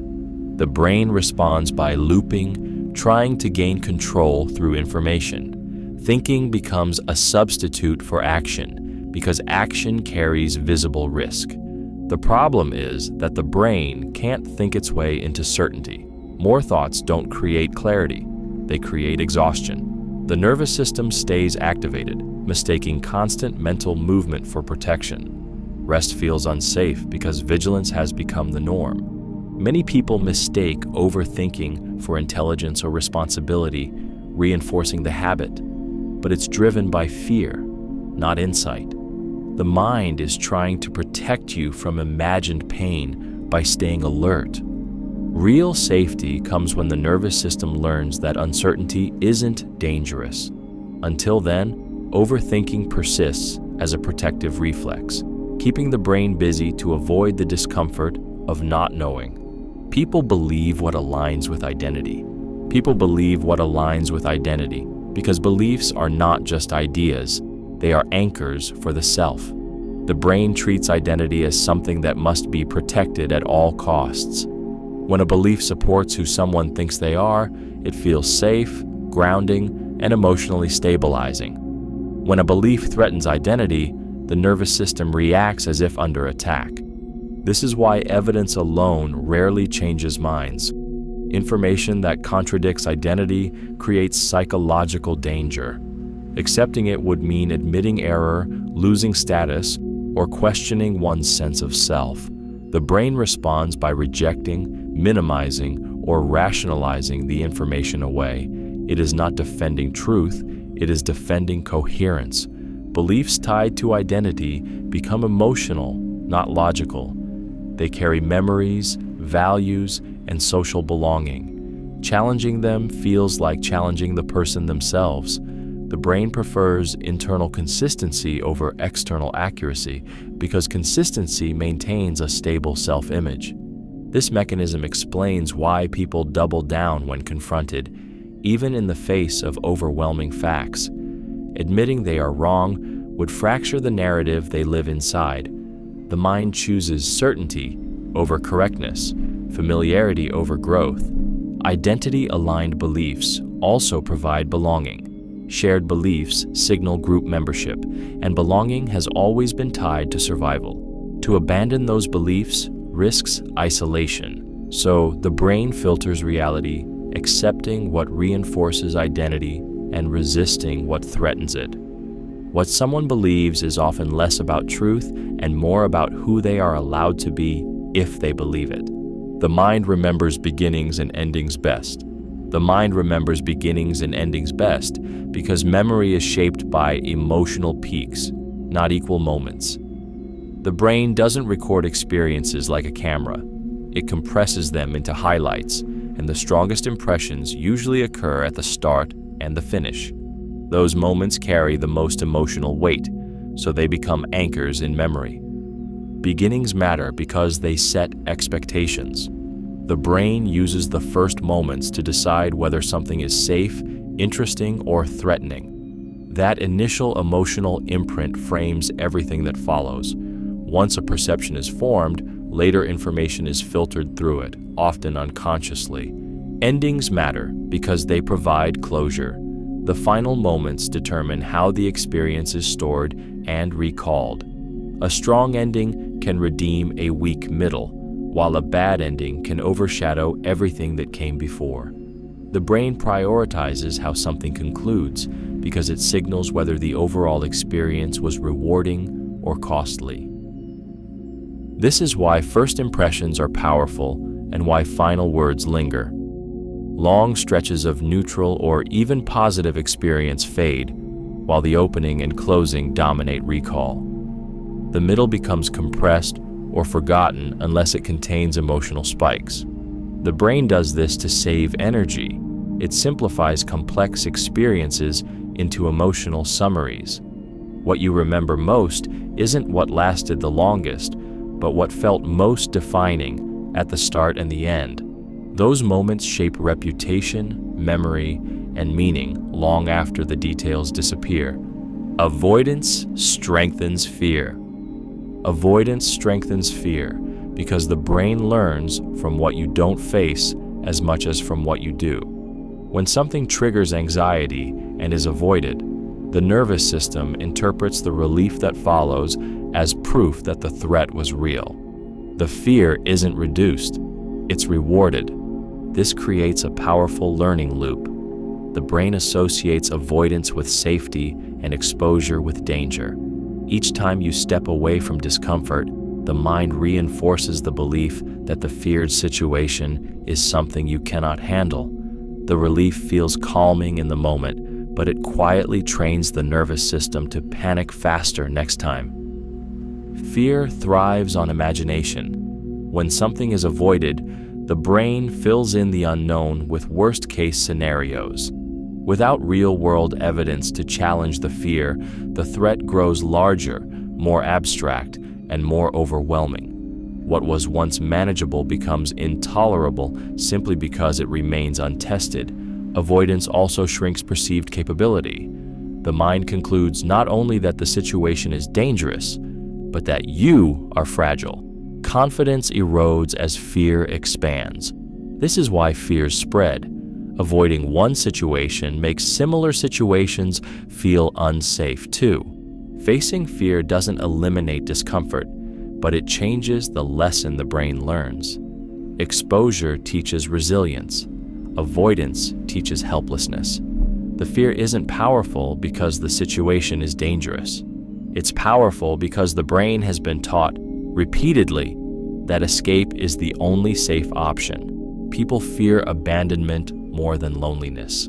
People fear abandonment more than loneliness because abandonment carries rejection, while loneliness carries absence. Loneliness can be explained by circumstance, but abandonment feels personal. It signals that someone chose to leave, and the brain interprets that choice as a threat to worth and survival. From early development, connection equals safety. When attachment is threatened, the nervous system activates panic responses designed to restore closeness. Abandonment triggers this system far more intensely than solitude because it implies loss of protection, love, or belonging. The pain isn't about being alone, it's about being left. This fear shapes behavior in subtle ways. People tolerate mistreatment, suppress needs, or stay silent to avoid triggering distance. The brain calculates that compromised connection is safer than none at all. Loneliness feels manageable. Abandonment feels like danger. Emotionally, abandonment reopens early attachment wounds. It echoes moments when connection felt unstable or conditional. The body remembers those experiences, even if the mind doesn't. Current relationships activate old fears, making separation feel catastrophic. This is why people cling, chase closure, or struggle to let go even when a relationship is clearly harmful. The nervous system prioritizes connection over well-being. Fear overrides logic. Healing this fear requires redefining safety. When someone learns they can survive separation without losing their sense of self, abandonment loses its power. Until then, the brain will choose connection at any cost because being left feels more threatening than being alone. Being needed can feel like being loved. Being needed can feel like being loved because the brain confuses usefulness with connection. When someone depends on you, it creates a sense of importance and security. The nervous system interprets that dependence as proof of value. If you are needed, you are less likely to be abandoned, and to the brain, that feels like safety. This feeling is especially powerful for people whose sense of worth was tied to contribution early in life. If love was conditional, given in exchange for support, stability, or sacrifice, the brain learns that care must be earned. Being needed becomes the currency for connection. Love stops feeling like something freely given and starts feeling like something maintained through effort. Needing creates structure. It gives you a role, a purpose, and a reason to stay. The brain finds comfort in that clarity. Love, in its healthy form, is less demanding and more spacious, which can feel unfamiliar or even threatening. Without being needed, the mind may ask, why would they stay? This is why people remain in imbalanced relationships where they are relied on but not deeply seen. The anxiety of being unnecessary feels worse than the exhaustion of being required. The nervous system chooses the familiar reassurance of dependency over the uncertainty of mutual love. Being needed also feeds identity.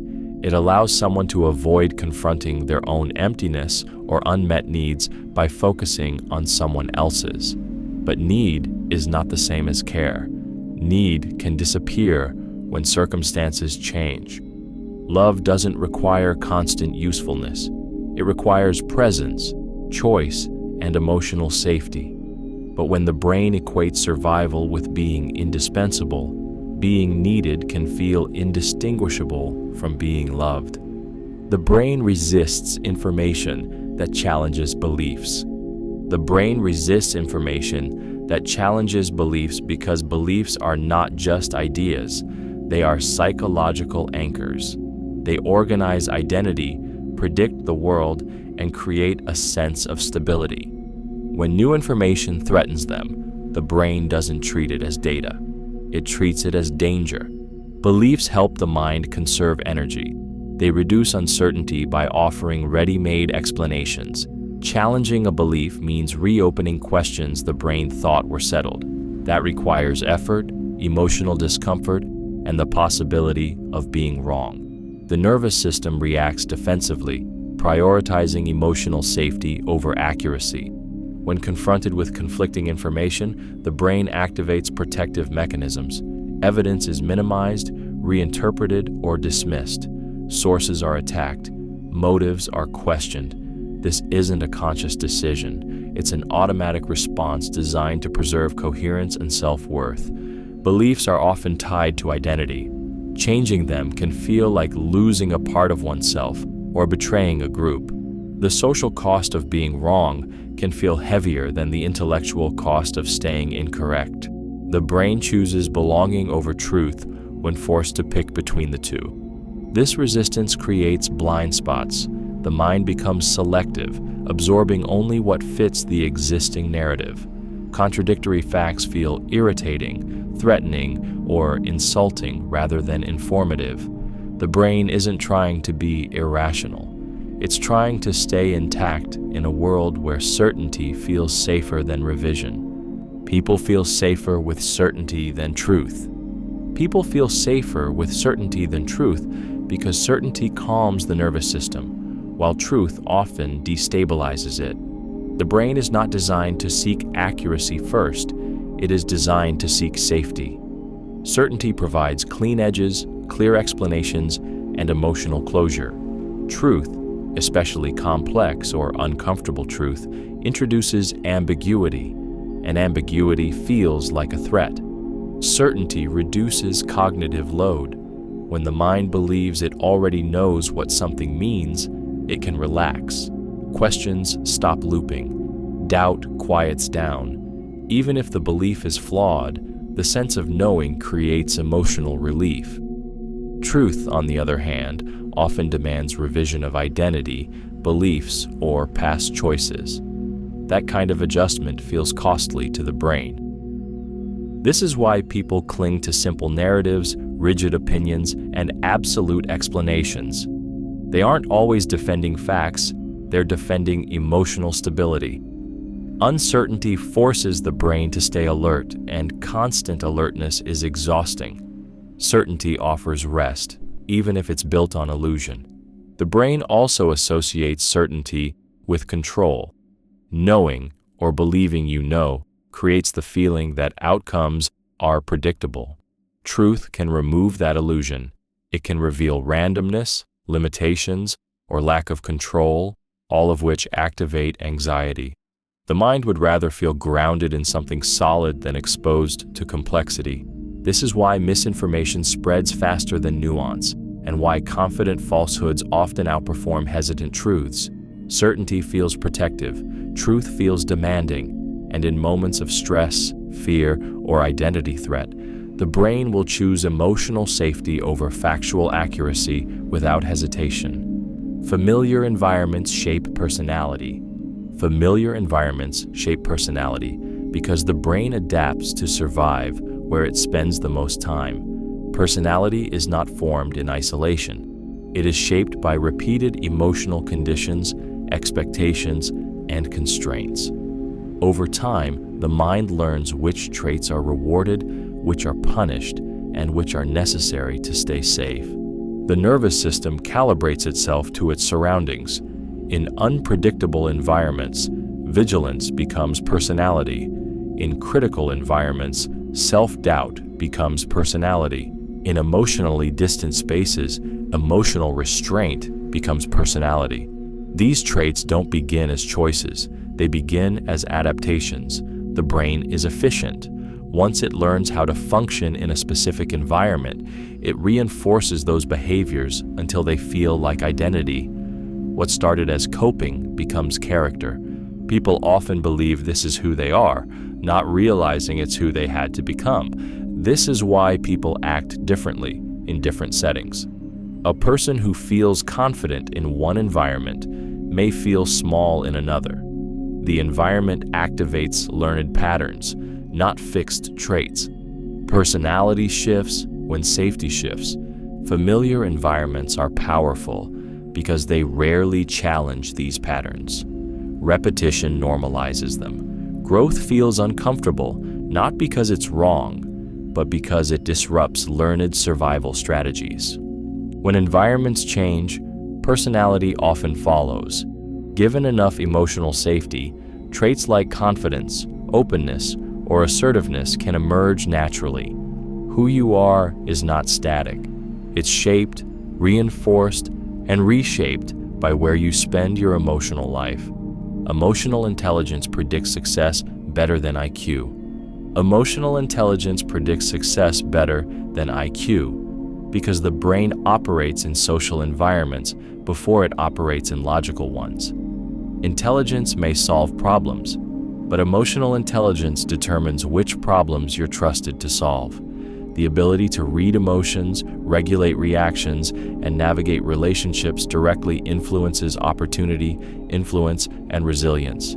The brain is constantly scanning for emotional cues. People instinctively respond to how safe, understood, and respected they feel around someone. High emotional intelligence creates calm in others, and calm builds trust. Trust opens doors long before raw intellect does. A brilliant mind without emotional awareness can trigger defensiveness, while an emotionally attuned person can move entire rooms. Success also depends on regulation. Stress, rejection, and uncertainty are unavoidable. Emotional intelligence allows the nervous system to recover quickly instead of spiraling. It prevents impulsive reactions that damage credibility and relationships. The brain rewards those who can stay grounded under pressure because stability signals reliability. IQ operates best in controlled environments. Real life is not controlled. It is emotional, unpredictable, and relational. Navigating conflict, motivating others, handling failure, and adapting to feedback require emotional fluency, not just cognitive ability. Emotionally intelligent people also learn faster. They recognize their own blind spots without collapsing into shame. This self-awareness accelerates growth. The brain resists learning when identity feels threatened, but emotional intelligence softens that threat. Intelligence may get attention, but emotional intelligence sustains momentum. The brain does not elevate those who are smartest. It elevates those who can understand, manage, and move people, starting with themselves. People seek validation from those who withhold it. People seek validation from those who withhold it because scarcity amplifies perceived value. When approval is inconsistent or unavailable, the brain flags it as important. Attention that is freely given feels ordinary. Attention that is withheld feels meaningful, even if it comes from someone who offers little else. This pattern is driven by uncertainty. The nervous system becomes hyper-focused on unpredictable sources of validation because it wants resolution. Inconsistency creates tension, and the brain seeks to relieve that tension by earning approval. Each small sign of validation feels like a win, triggering dopamine and reinforcing the pursuit. Withholding validation also activates self-doubt. The mind begins to question its worth and assumes the other person holds the answer. Validation becomes a way to restore balance and confirm value. The less it is given, the more powerful it feels. The brain mistakes emotional deprivation for importance. This dynamic often forms in early experiences where love, attention, or approval was conditional.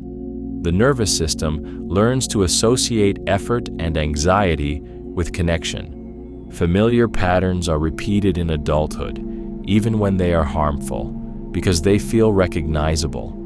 The pursuit isn't really about the other person. It's about resolving internal uncertainty.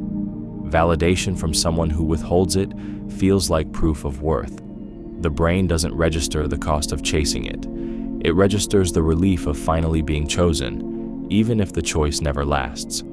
The brain confuses anxiety with intuition. The brain confuses anxiety with intuition because both arrive as bodily signals, not thoughts.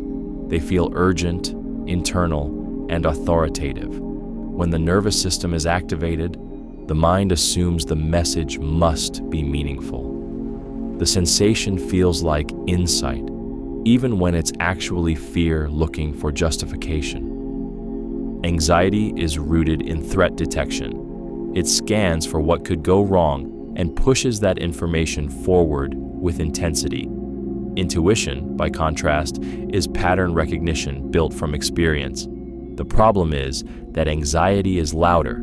It comes with physical symptoms, tightness, urgency, restlessness that demand attention. The brain mistakes this intensity for wisdom. This confusion is reinforced when avoidance follows. If anxiety leads to a decision that prevents discomfort, the brain marks it as a successful prediction. The relief afterward is misinterpreted as proof that the gut feeling was correct.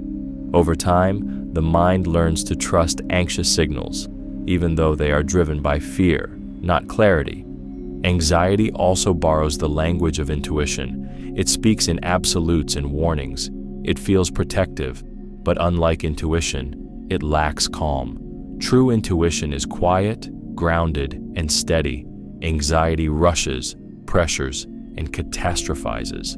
The nervous system doesn't easily distinguish between the two unless it has learned regulation. This is why people abandon opportunities, mistrust safe connections, or stay stuck while believing they are listening to their gut. The brain isn't lying, it's mislabeling. When the nervous system is dysregulated, fear wears the mask of insight. Until the body feels safe, anxiety will keep impersonating intuition, and the mind will keep obeying it, believing it's being wise when it's really just trying to feel safe. Attention is more powerful than affection. Attention is more powerful than affection because the brain interprets attention as presence and presence as value. Affection can exist in words or gestures, but attention signals priority. When someone consistently pays attention, the nervous system registers safety, relevance, and importance. Attention activates the brain's reward circuitry.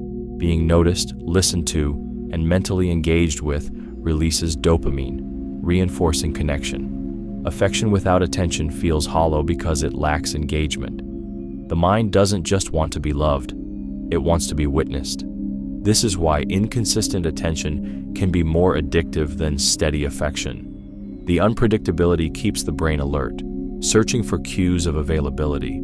Attention becomes the currency of connection, shaping attachment more strongly than expressions of care. Emotionally, attention validates existence. It says, "You matter enough to be focused on." Without attention, affection can feel performative or obligatory. With attention, even small gestures carry weight. Attention also regulates emotional states. Being fully present with someone calms their nervous system. Distraction, even subtle, signals withdrawal. The body notices before the mind does. This dynamic explains why people chase those who give them attention inconsistently and overlook those who offer steady affection. The brain is drawn to what engages it, not what reassures it. Attention shapes perception, attachment, and self-worth. It tells the brain where it stands in another person's priorities, and that information often matters more than love itself. People crave meaning more than happiness. People crave meaning more than happiness because happiness is fleeting, while meaning gives pain a purpose. The brain can tolerate discomfort, stress, and sacrifice if it understands why they exist. Pleasure alone doesn't anchor the mind, but meaning creates structure, direction, and emotional coherence. Happiness is reactive. It rises and falls with circumstances. Meaning, however, organizes experience. When actions feel connected to something larger than the self, the nervous system becomes more resilient. The brain interprets meaning as orientation. It answers the question of why effort, loss, and uncertainty are worth enduring. This is why people willingly choose difficult paths when they feel significant. Struggle without meaning feels unbearable, but struggle with meaning feels justified. The brain does not avoid pain, it avoids pointless pain. When suffering feels random, anxiety increases. When suffering feels purposeful, it becomes tolerable. Meaning also stabilizes identity. Happiness depends on external conditions, which are unpredictable. Meaning is internal. It allows the mind to remain grounded even when emotions fluctuate. This creates a deeper sense of fulfillment that outlasts momentary joy. People often feel emptiest not when they are sad, but when they are comfortable yet disconnected from purpose. The brain registers this as stagnation. Pleasure numbs, but meaning motivates. It gives weight to choices and direction to effort. This is why people leave comfortable lives, endure hardship, and chase causes rather than comfort.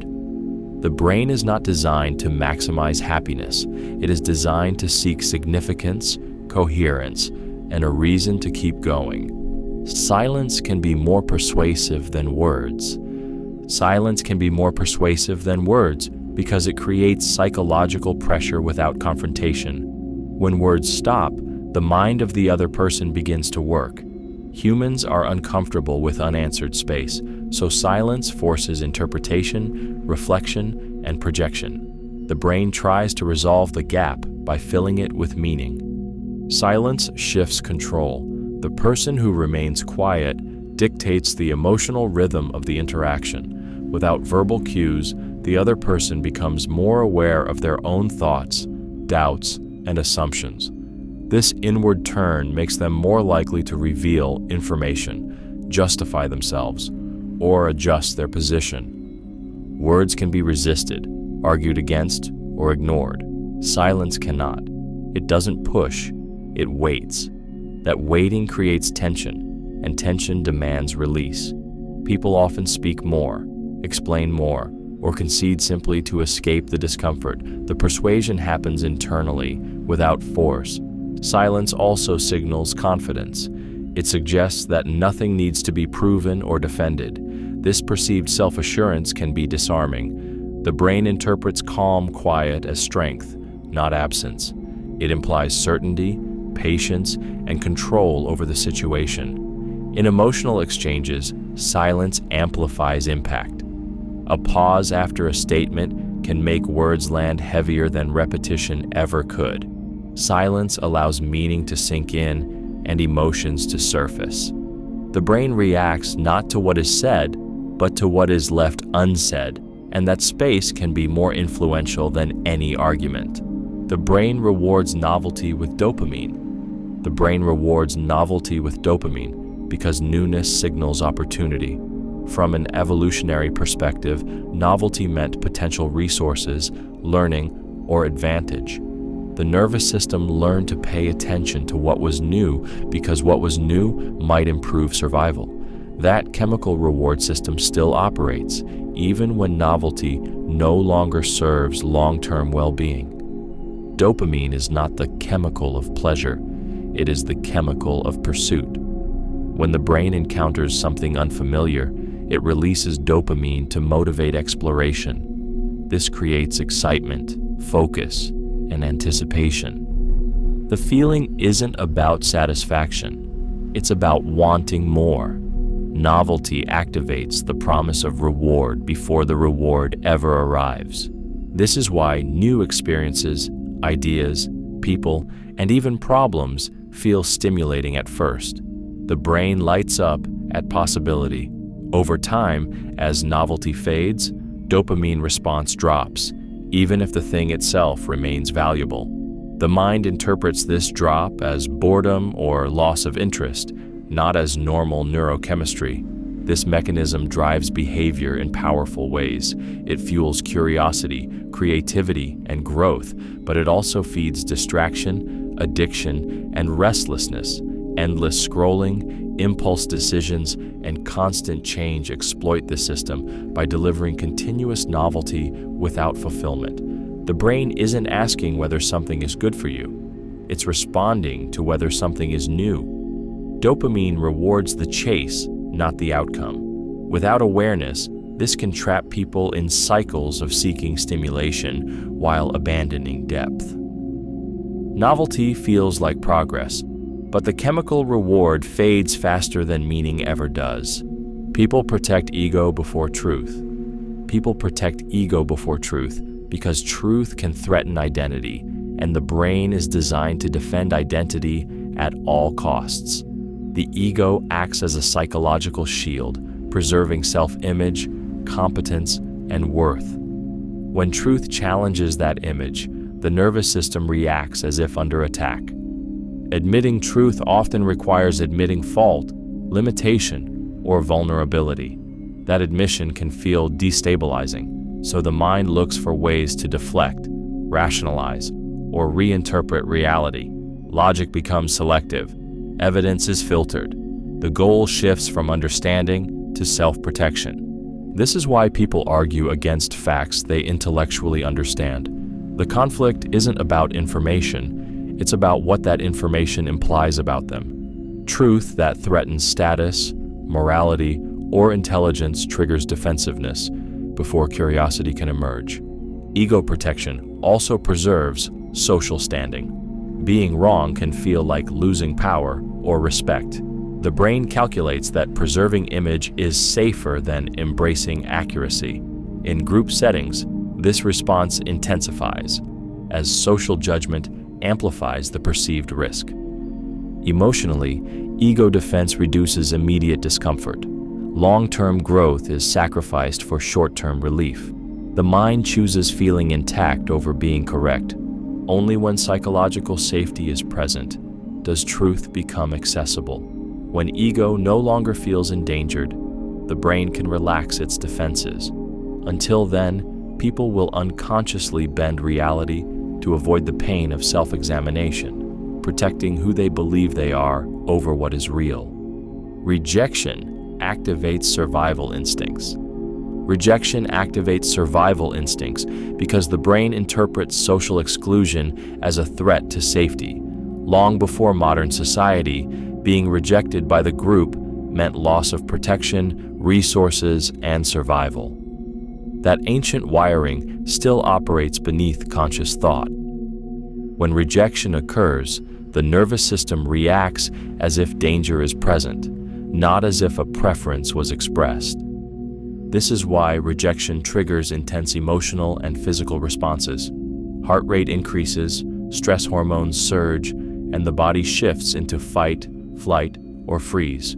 The brain is not overreacting. It is responding to what it perceives as a survival threat. Even subtle forms of rejection, like being ignored or excluded, can activate this response.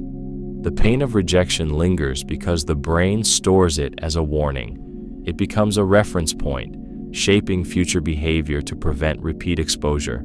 People withdraw, people please, or avoid vulnerability, not because they are weak, but because the nervous system is trying to stay safe. Rejection also threatens identity.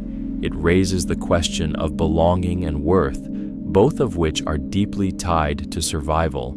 The mind searches for reasons, often blaming the self, because self-blame offers a sense of control. This mechanism explains why people fear rejection more than failure.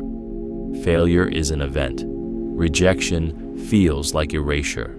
The brain reacts accordingly, prioritizing acceptance, conformity, and approval. Even when doing so, suppresses authenticity. We trust confident liars more than hesitant truth-tellers. We trust confident liars more than hesitant truth-tellers because the brain equates certainty with credibility.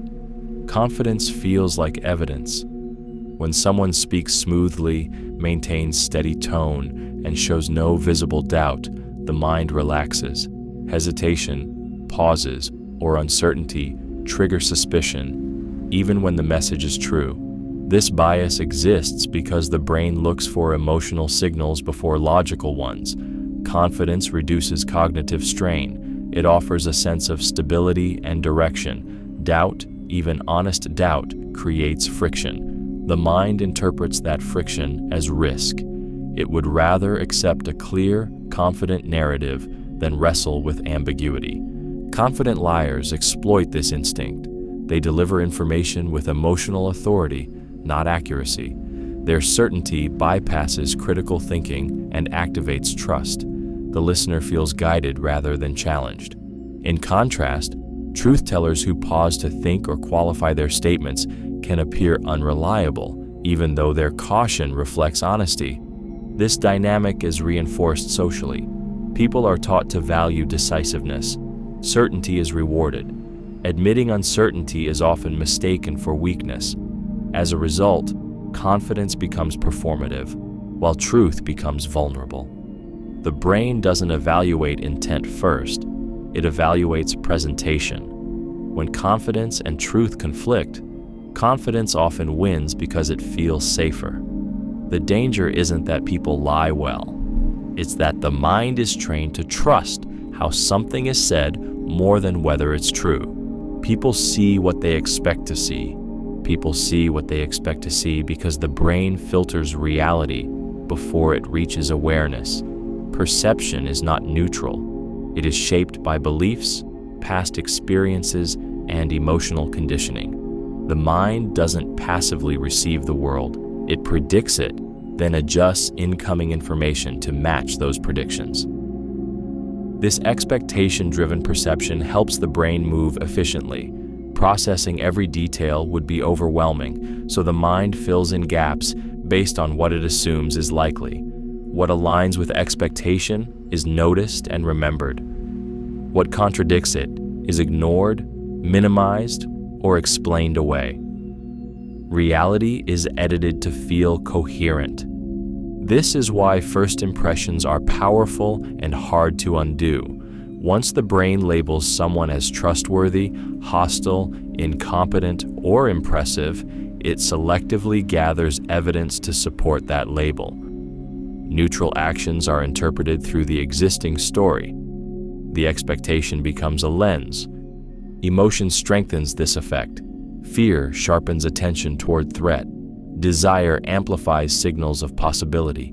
Insecurity magnifies rejection. The brain highlights what confirms the emotional state it's already in. Seeing becomes an act of validation, not observation. This mechanism shapes relationships, beliefs, and conflict.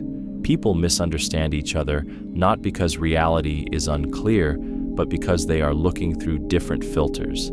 Each feels certain they're seeing the truth. The danger is not expectation itself, but unconscious expectation. When the brain believes its predictions are reality, curiosity disappears. What you expect determines what you notice, and what you notice determines what you believe. The mind doesn't show you the world as it is. It shows you the world as it expects it to be. Emotional reactions reveal inner beliefs. Emotional reactions reveal inner beliefs because emotions are not random responses. They are reflections of meaning.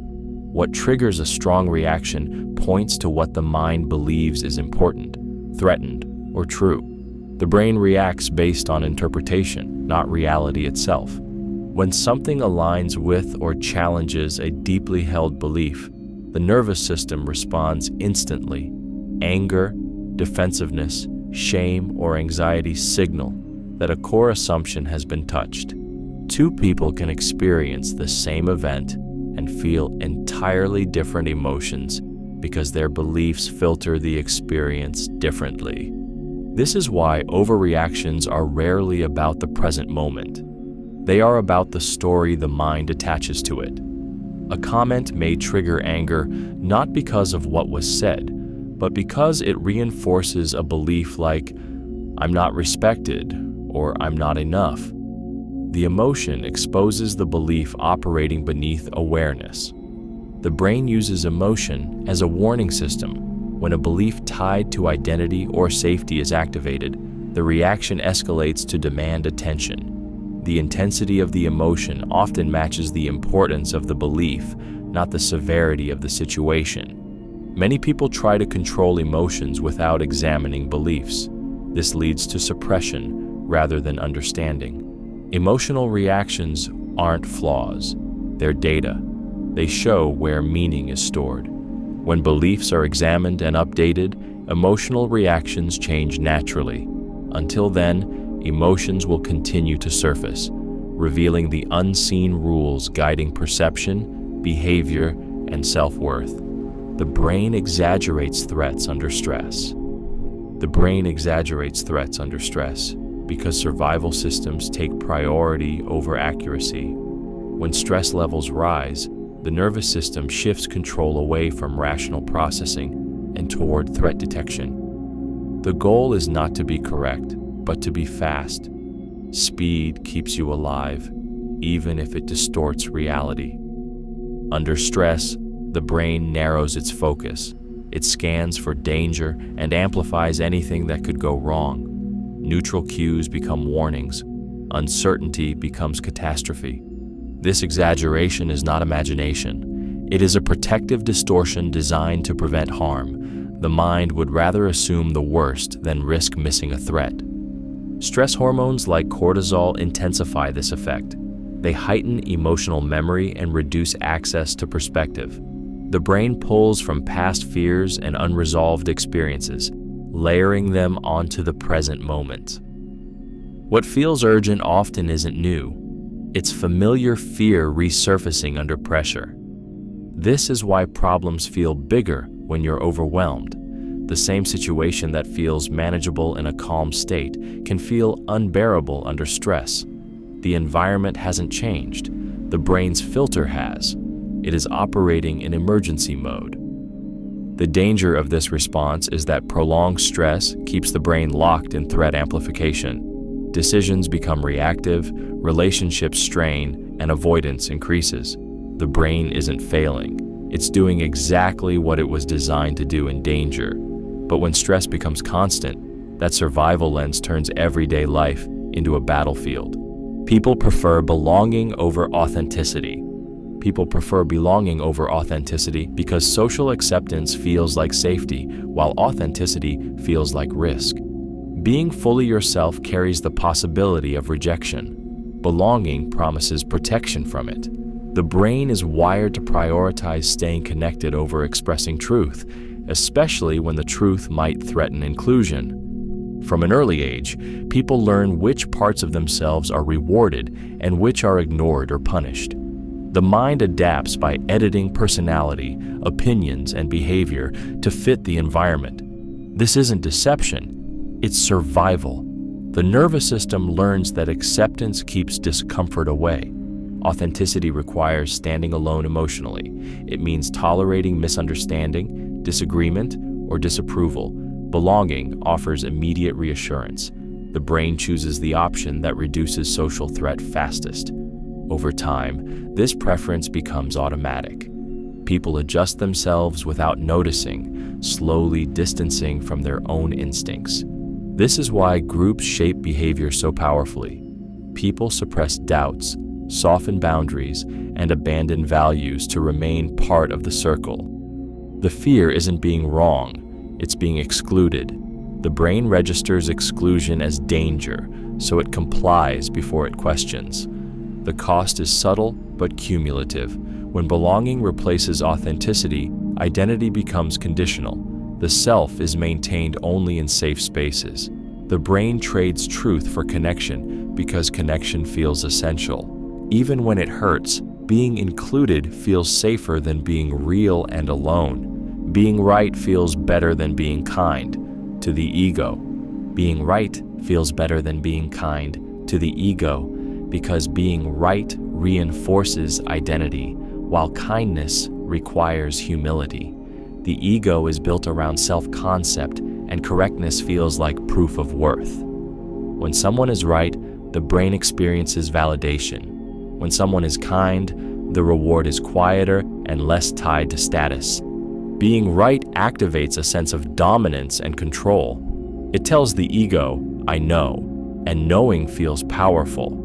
The nervous system interprets this as security. Kindness, on the other hand, often requires letting go of that power.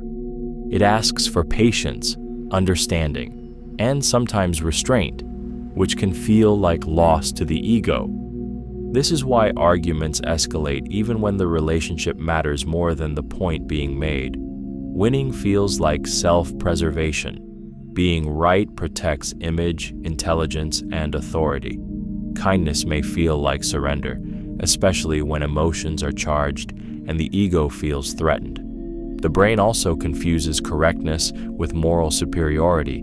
Being right becomes a justification for tone, dismissal, or cruelty. The ego prioritizes proving a point over preserving connection because validation feels more urgent than empathy in the moment. Kindness operates on a longer timeline. It builds trust and safety, but it doesn't deliver instant gratification. Being right delivers an immediate hit of satisfaction. The ego chases that feeling, even at the cost of connection. Most conflicts are not about truth. They are about self-protection. When the ego feels unsafe, it will choose to be right over being kind because correctness feels like armor and kindness feels exposed. The mind normalizes repeated exposure. Because familiarity rewires perception faster than logic. When the brain encounters the same stimulus again and again, it gradually lowers its emotional response. What once felt shocking, wrong, or uncomfortable begins to feel ordinary, not because it changed, but because the nervous system adapted. This process is a survival function. Constant alertness is exhausting, so the brain conserves energy by reducing sensitivity to what is repeated. Over time, intensity fades and tolerance increases. The mind stops asking, "Is this acceptable?" and starts assuming, "This is normal." This is how unhealthy dynamics quietly become standards. Disrespect becomes routine. Stress becomes baseline. Chaos becomes home. The brain adjusts its expectations to match exposure, even when the situation is damaging. What you live with long enough starts to feel like what you deserve. Repeated exposure also dulls warning signals. Emotional discomfort that once triggered concern becomes background noise. The nervous system recalibrates, making it harder to recognize when something is wrong. Familiar pain becomes less noticeable than unfamiliar peace. This normalization affects beliefs as well as emotions. The mind reshapes values to align with experience, protecting itself from cognitive dissonance. If something can't be changed, the brain convinces itself it must be acceptable. Awareness disrupts this process, but only briefly. Without change, the mind adapts again. What surrounds you consistently doesn't just influence you, it trains you, and eventually, it defines what feels normal, even when it shouldn't. People romanticize potential more than reality.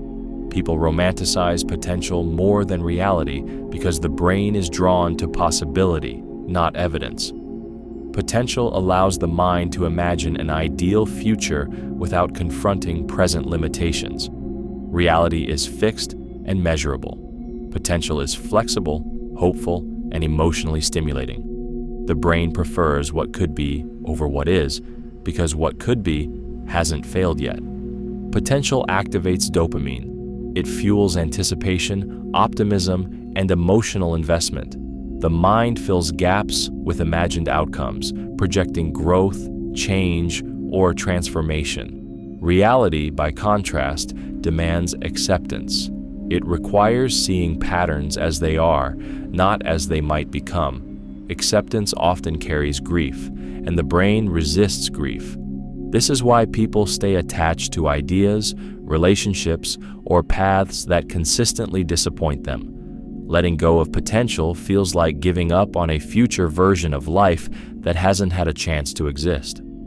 The brain treats that imagined future as something real, something already emotionally owned. Romanticizing potential also protects identity.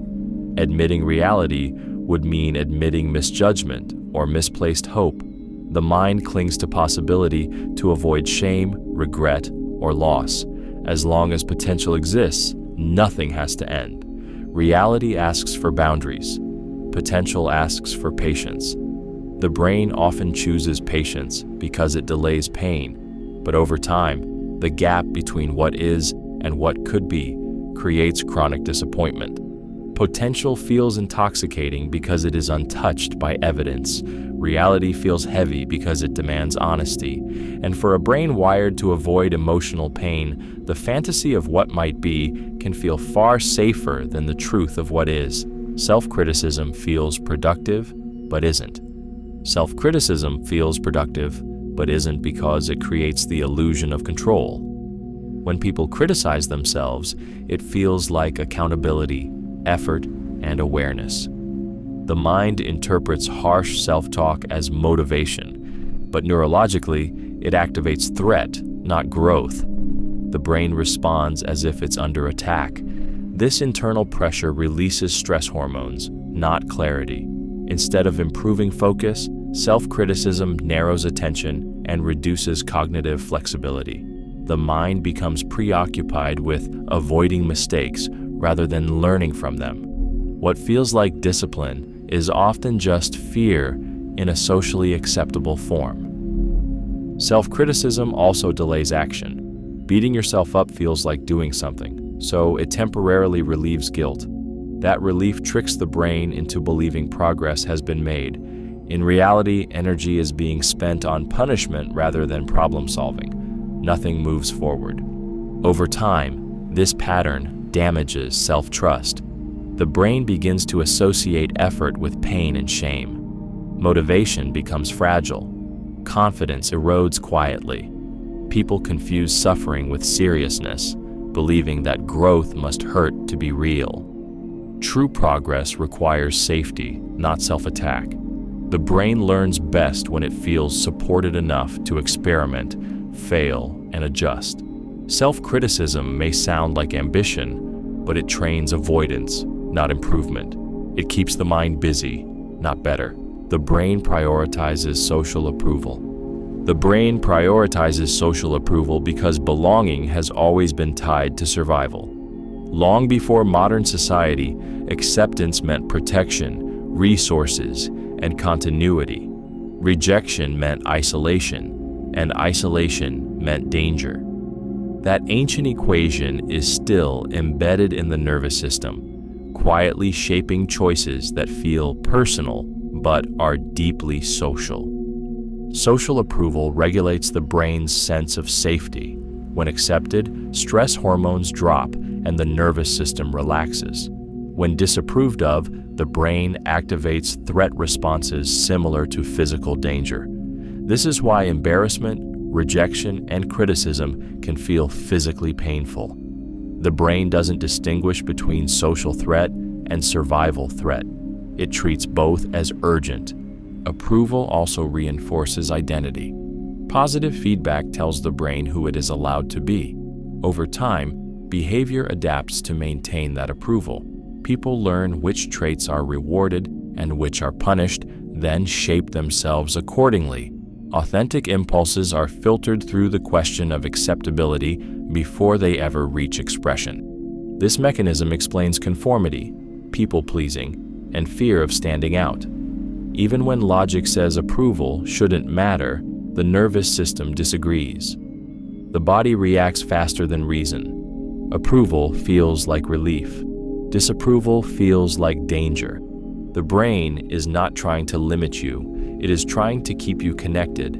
But when social approval becomes the primary compass, self-trust weakens. Choices become reactions. Identity becomes performance. The mind will sacrifice honesty, growth, and even happiness to maintain belonging, because to the brain, being accepted feels safer than being free. People avoid discomfort even if growth requires it. People avoid discomfort even if growth requires it because the brain equates discomfort with danger. Physical and emotional discomfort activate the same threat systems, signaling the nervous system to retreat.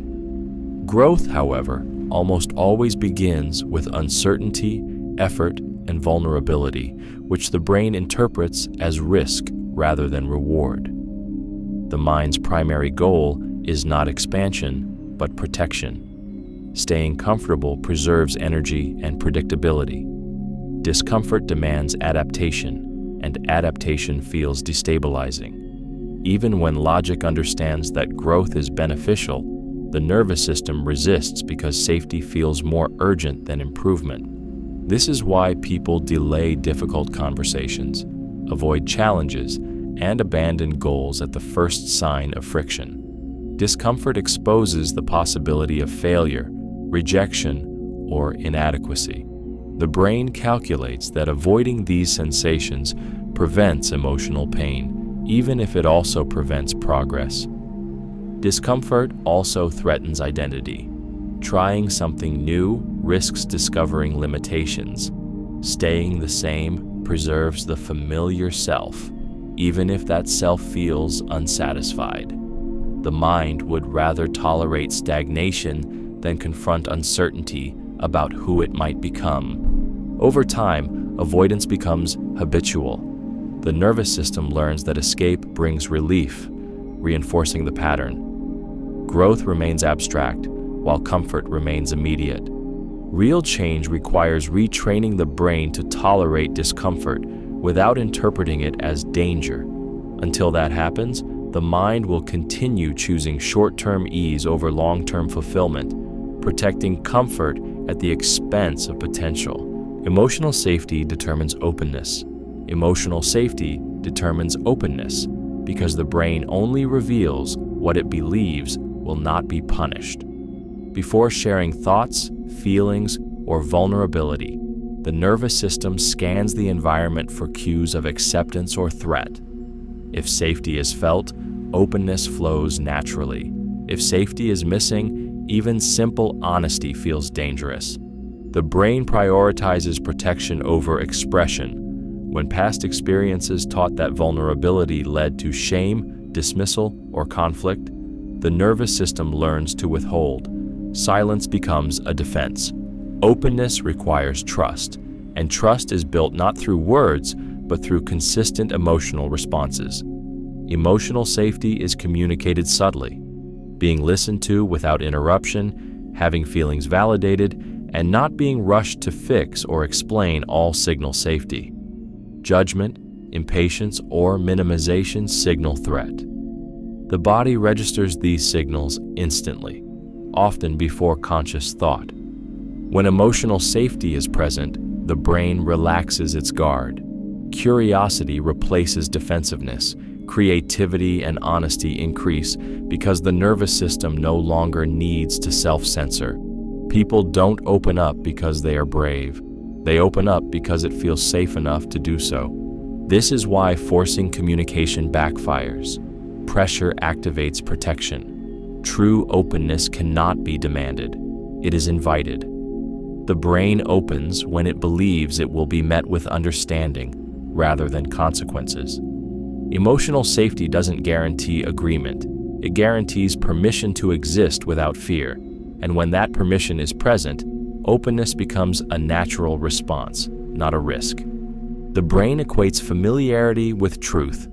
The brain equates familiarity with truth because repetition reduces uncertainty. When something is heard, seen, or experienced often enough, it begins to feel reliable.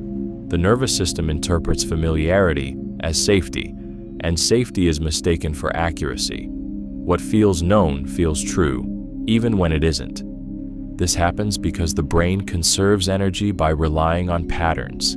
Familiar ideas require less effort to process. They slide smoothly into existing mental frameworks, while new or conflicting information creates friction. The mind prefers what is easy to accept over what must be examined.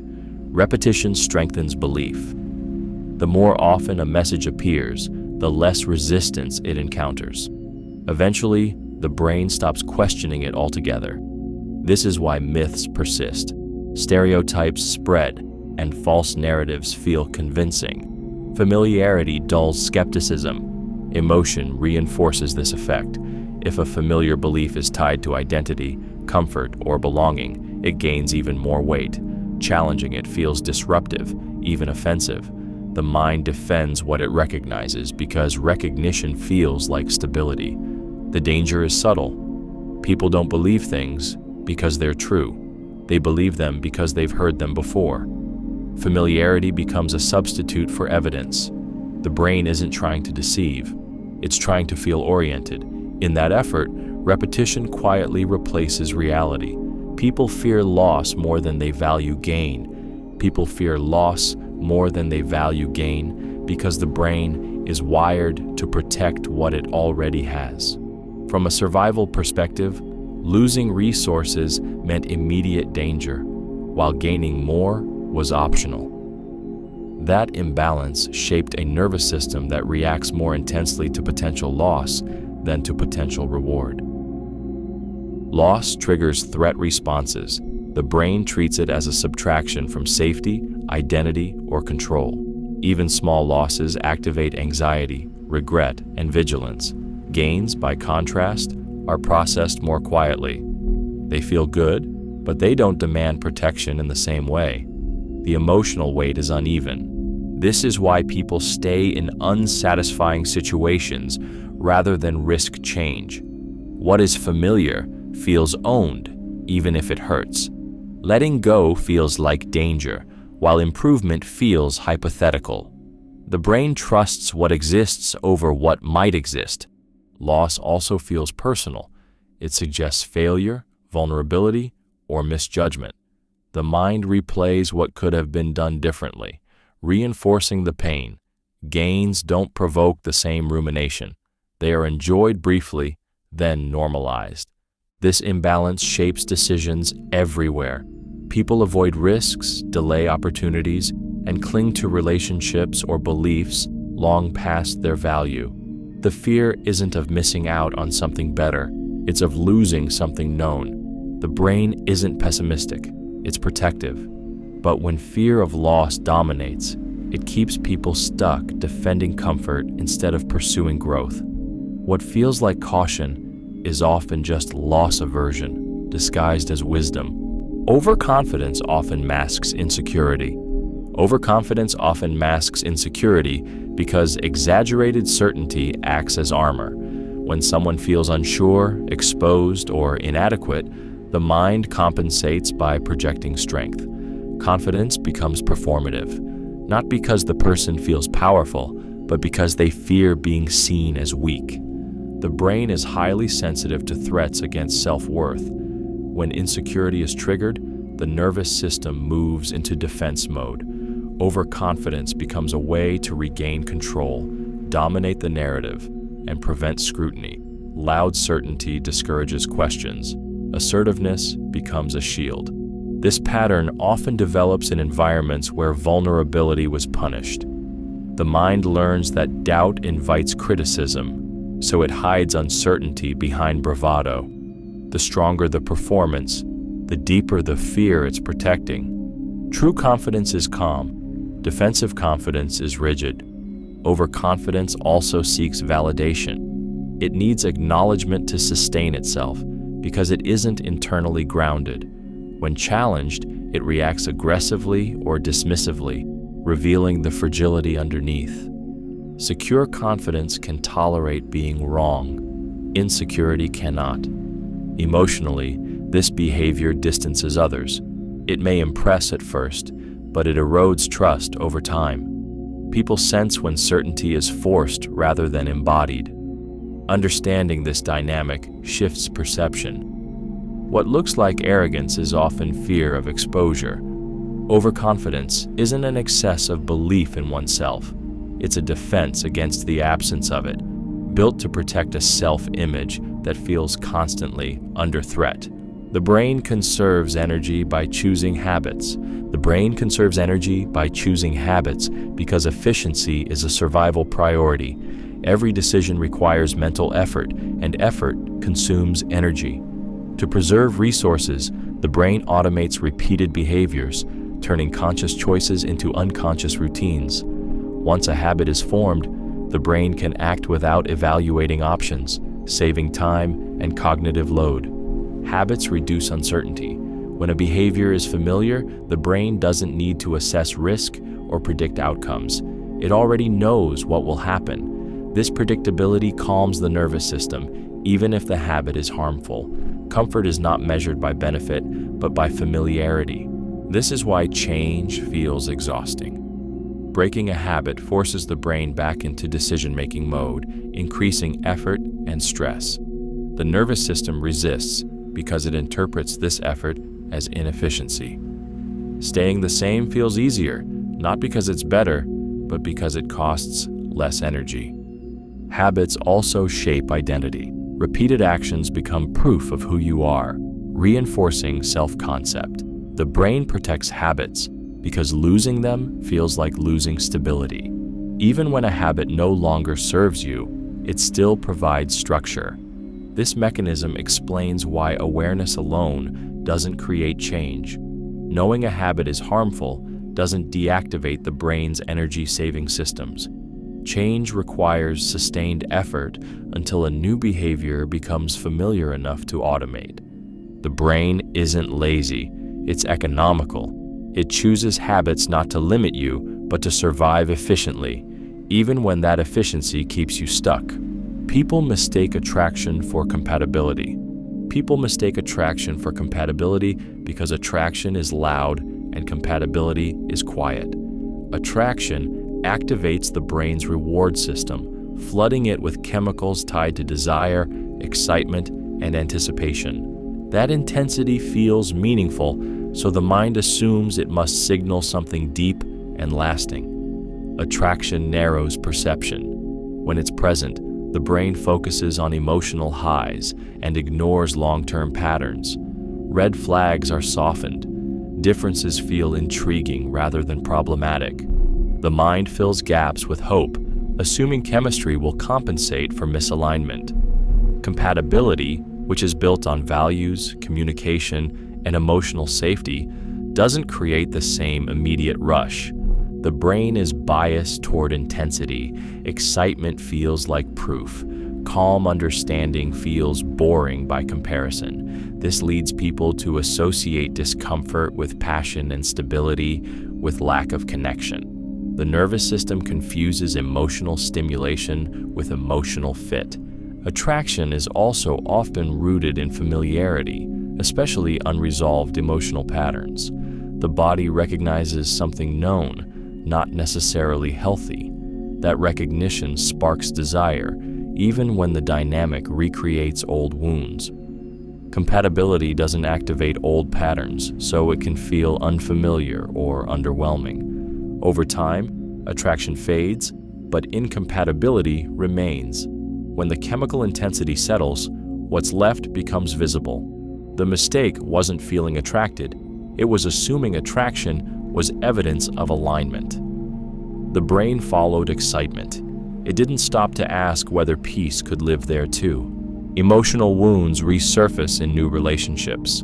Emotional wounds resurface in new relationships because the brain doesn't heal by forgetting. It heals by re-experiencing safely.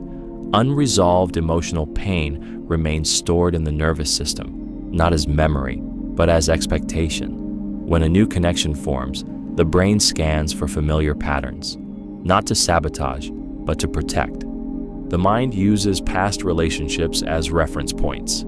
If betrayal, abandonment, or rejection once caused pain, the nervous system stays alert for similar signals. Neutral behavior can be misread as threat. Silence feels like rejection. Distance feels like danger. The body reacts before logic has time to intervene. This is why old wounds show up as overreactions, mistrust, or emotional withdrawal. The reaction isn't about the present person. It's about the past experience being activated.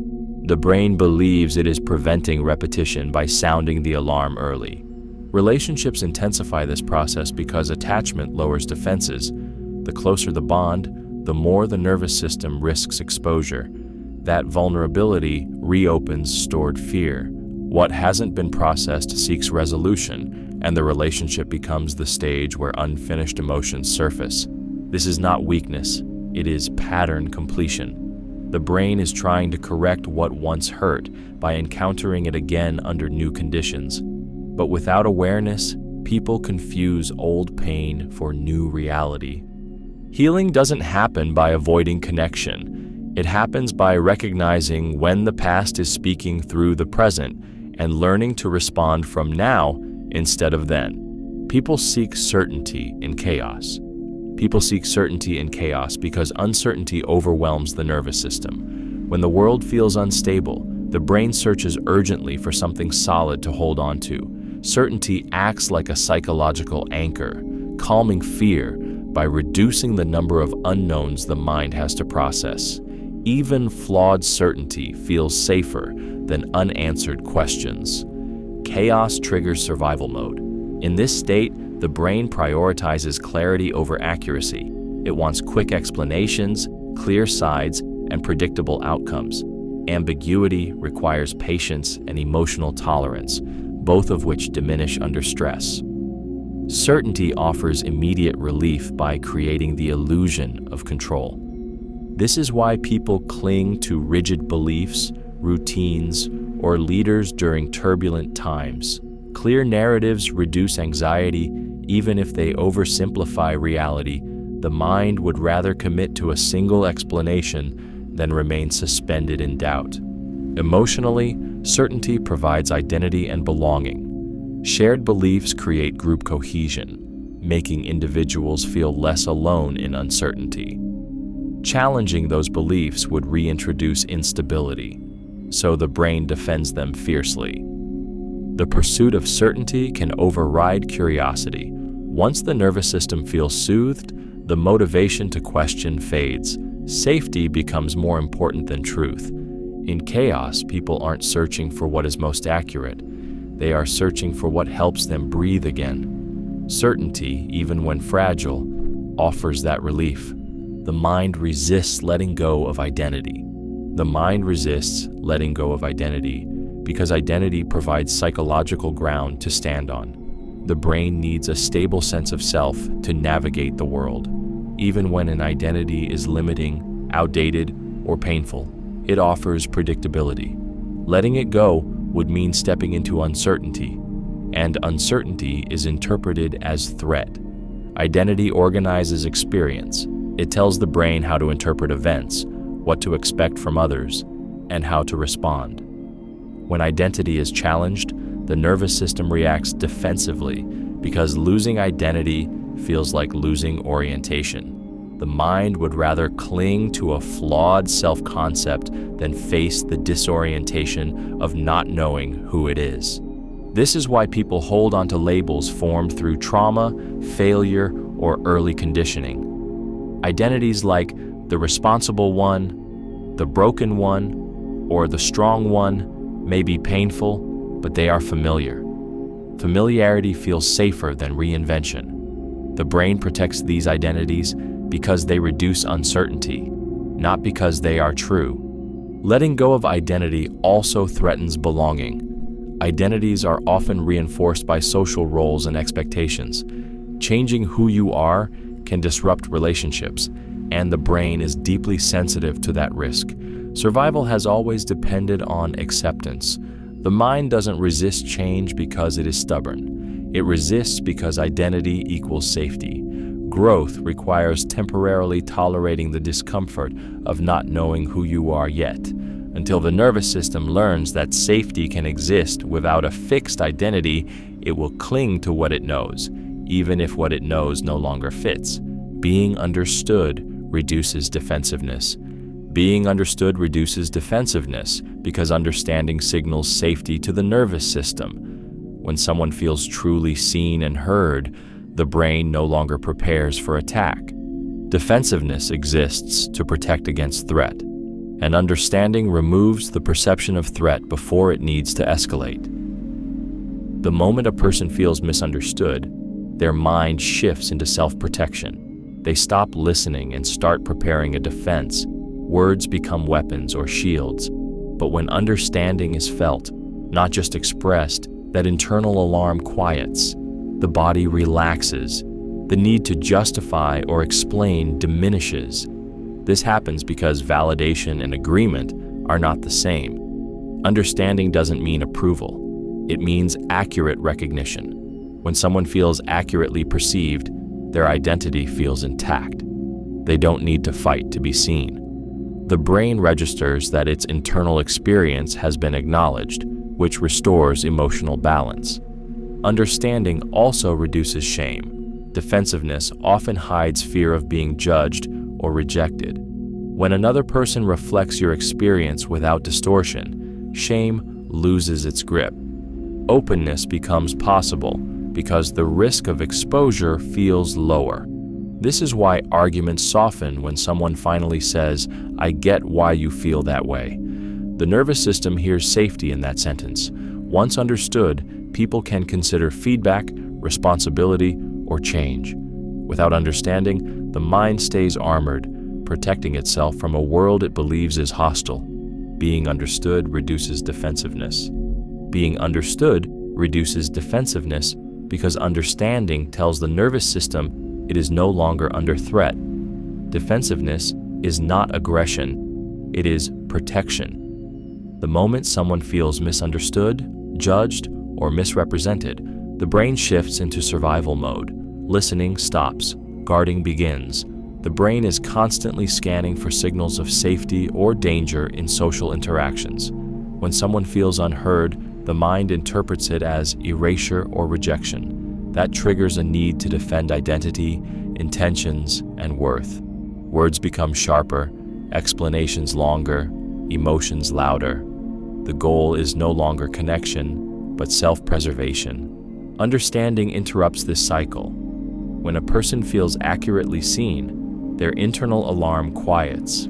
They no longer need to prove themselves because their experience has already been acknowledged. This doesn't require agreement. It requires recognition. The brain relaxes when it senses that its internal reality has landed correctly in another person. Defensiveness is fueled by the fear of being misjudged. Understanding removes that fear by creating emotional safety. Once safety is present, curiosity returns. Openness becomes possible. The mind can tolerate feedback because it no longer feels like an attack. This is why conflicts de-escalate the moment someone feels understood. The body releases tension. The need to fight dissolves. Understanding doesn't end disagreement, but it ends the war. When people feel seen, they stop bracing for impact and start engaging from a place of stability rather than defense. People conform even when uncomfortable. People conform even when uncomfortable because the brain prioritizes belonging over authenticity. Social acceptance has always been tied to survival, and the nervous system still treats exclusion as a threat. When faced with the choice between fitting in and expressing discomfort, the brain often chooses conformity to maintain safety. Discomfort is easier to tolerate than isolation.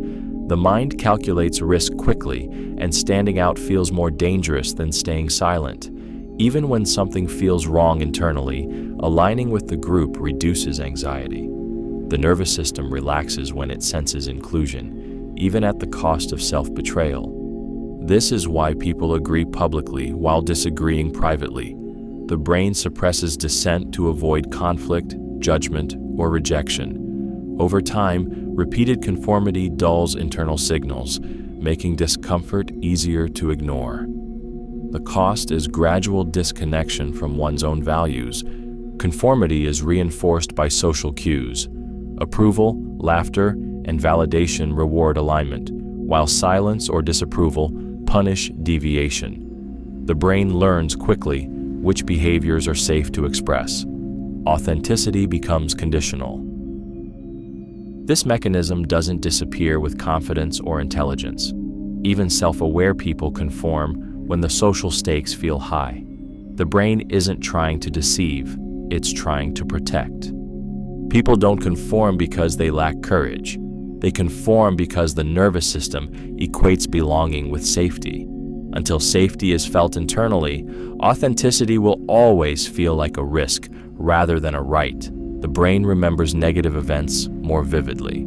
The brain remembers negative events more vividly because it is wired to prioritize threat over comfort. Negative experiences carry survival information. From an evolutionary perspective, remembering what hurt you was more important than remembering what pleased you. Pain taught avoidance. Pleasure was optional. That imbalance still shapes memory today. When something negative happens, the brain releases stress hormones that strengthen memory encoding. Emotion acts like a highlighter, and fear, shame, and loss create some of the strongest marks. Positive experiences often pass without the same chemical intensity, so they fade faster, even if they were meaningful. This is why one criticism can outweigh 10 compliments. The nervous system flags the negative as something that must not be repeated. The brain replays it to extract lessons, but repetition reinforces emotional impact, making the memory feel larger and more recent than it is. Negative memories also shape perception. Once stored, they influence how the brain interprets future events. Neutral situations are scanned for similar threats, keeping the nervous system alert. This can create a persistent sense of unease long after the original event has passed. The brain isn't being cruel, it's being protective, but this protection comes at a cost. When negative memories dominate awareness, they distort reality, making the world feel more dangerous than it is. Understanding this bias matters because healing often requires consciously reinforcing positive experiences. The brain won't do it automatically. It remembers what hurt because it believes your survival depends on it.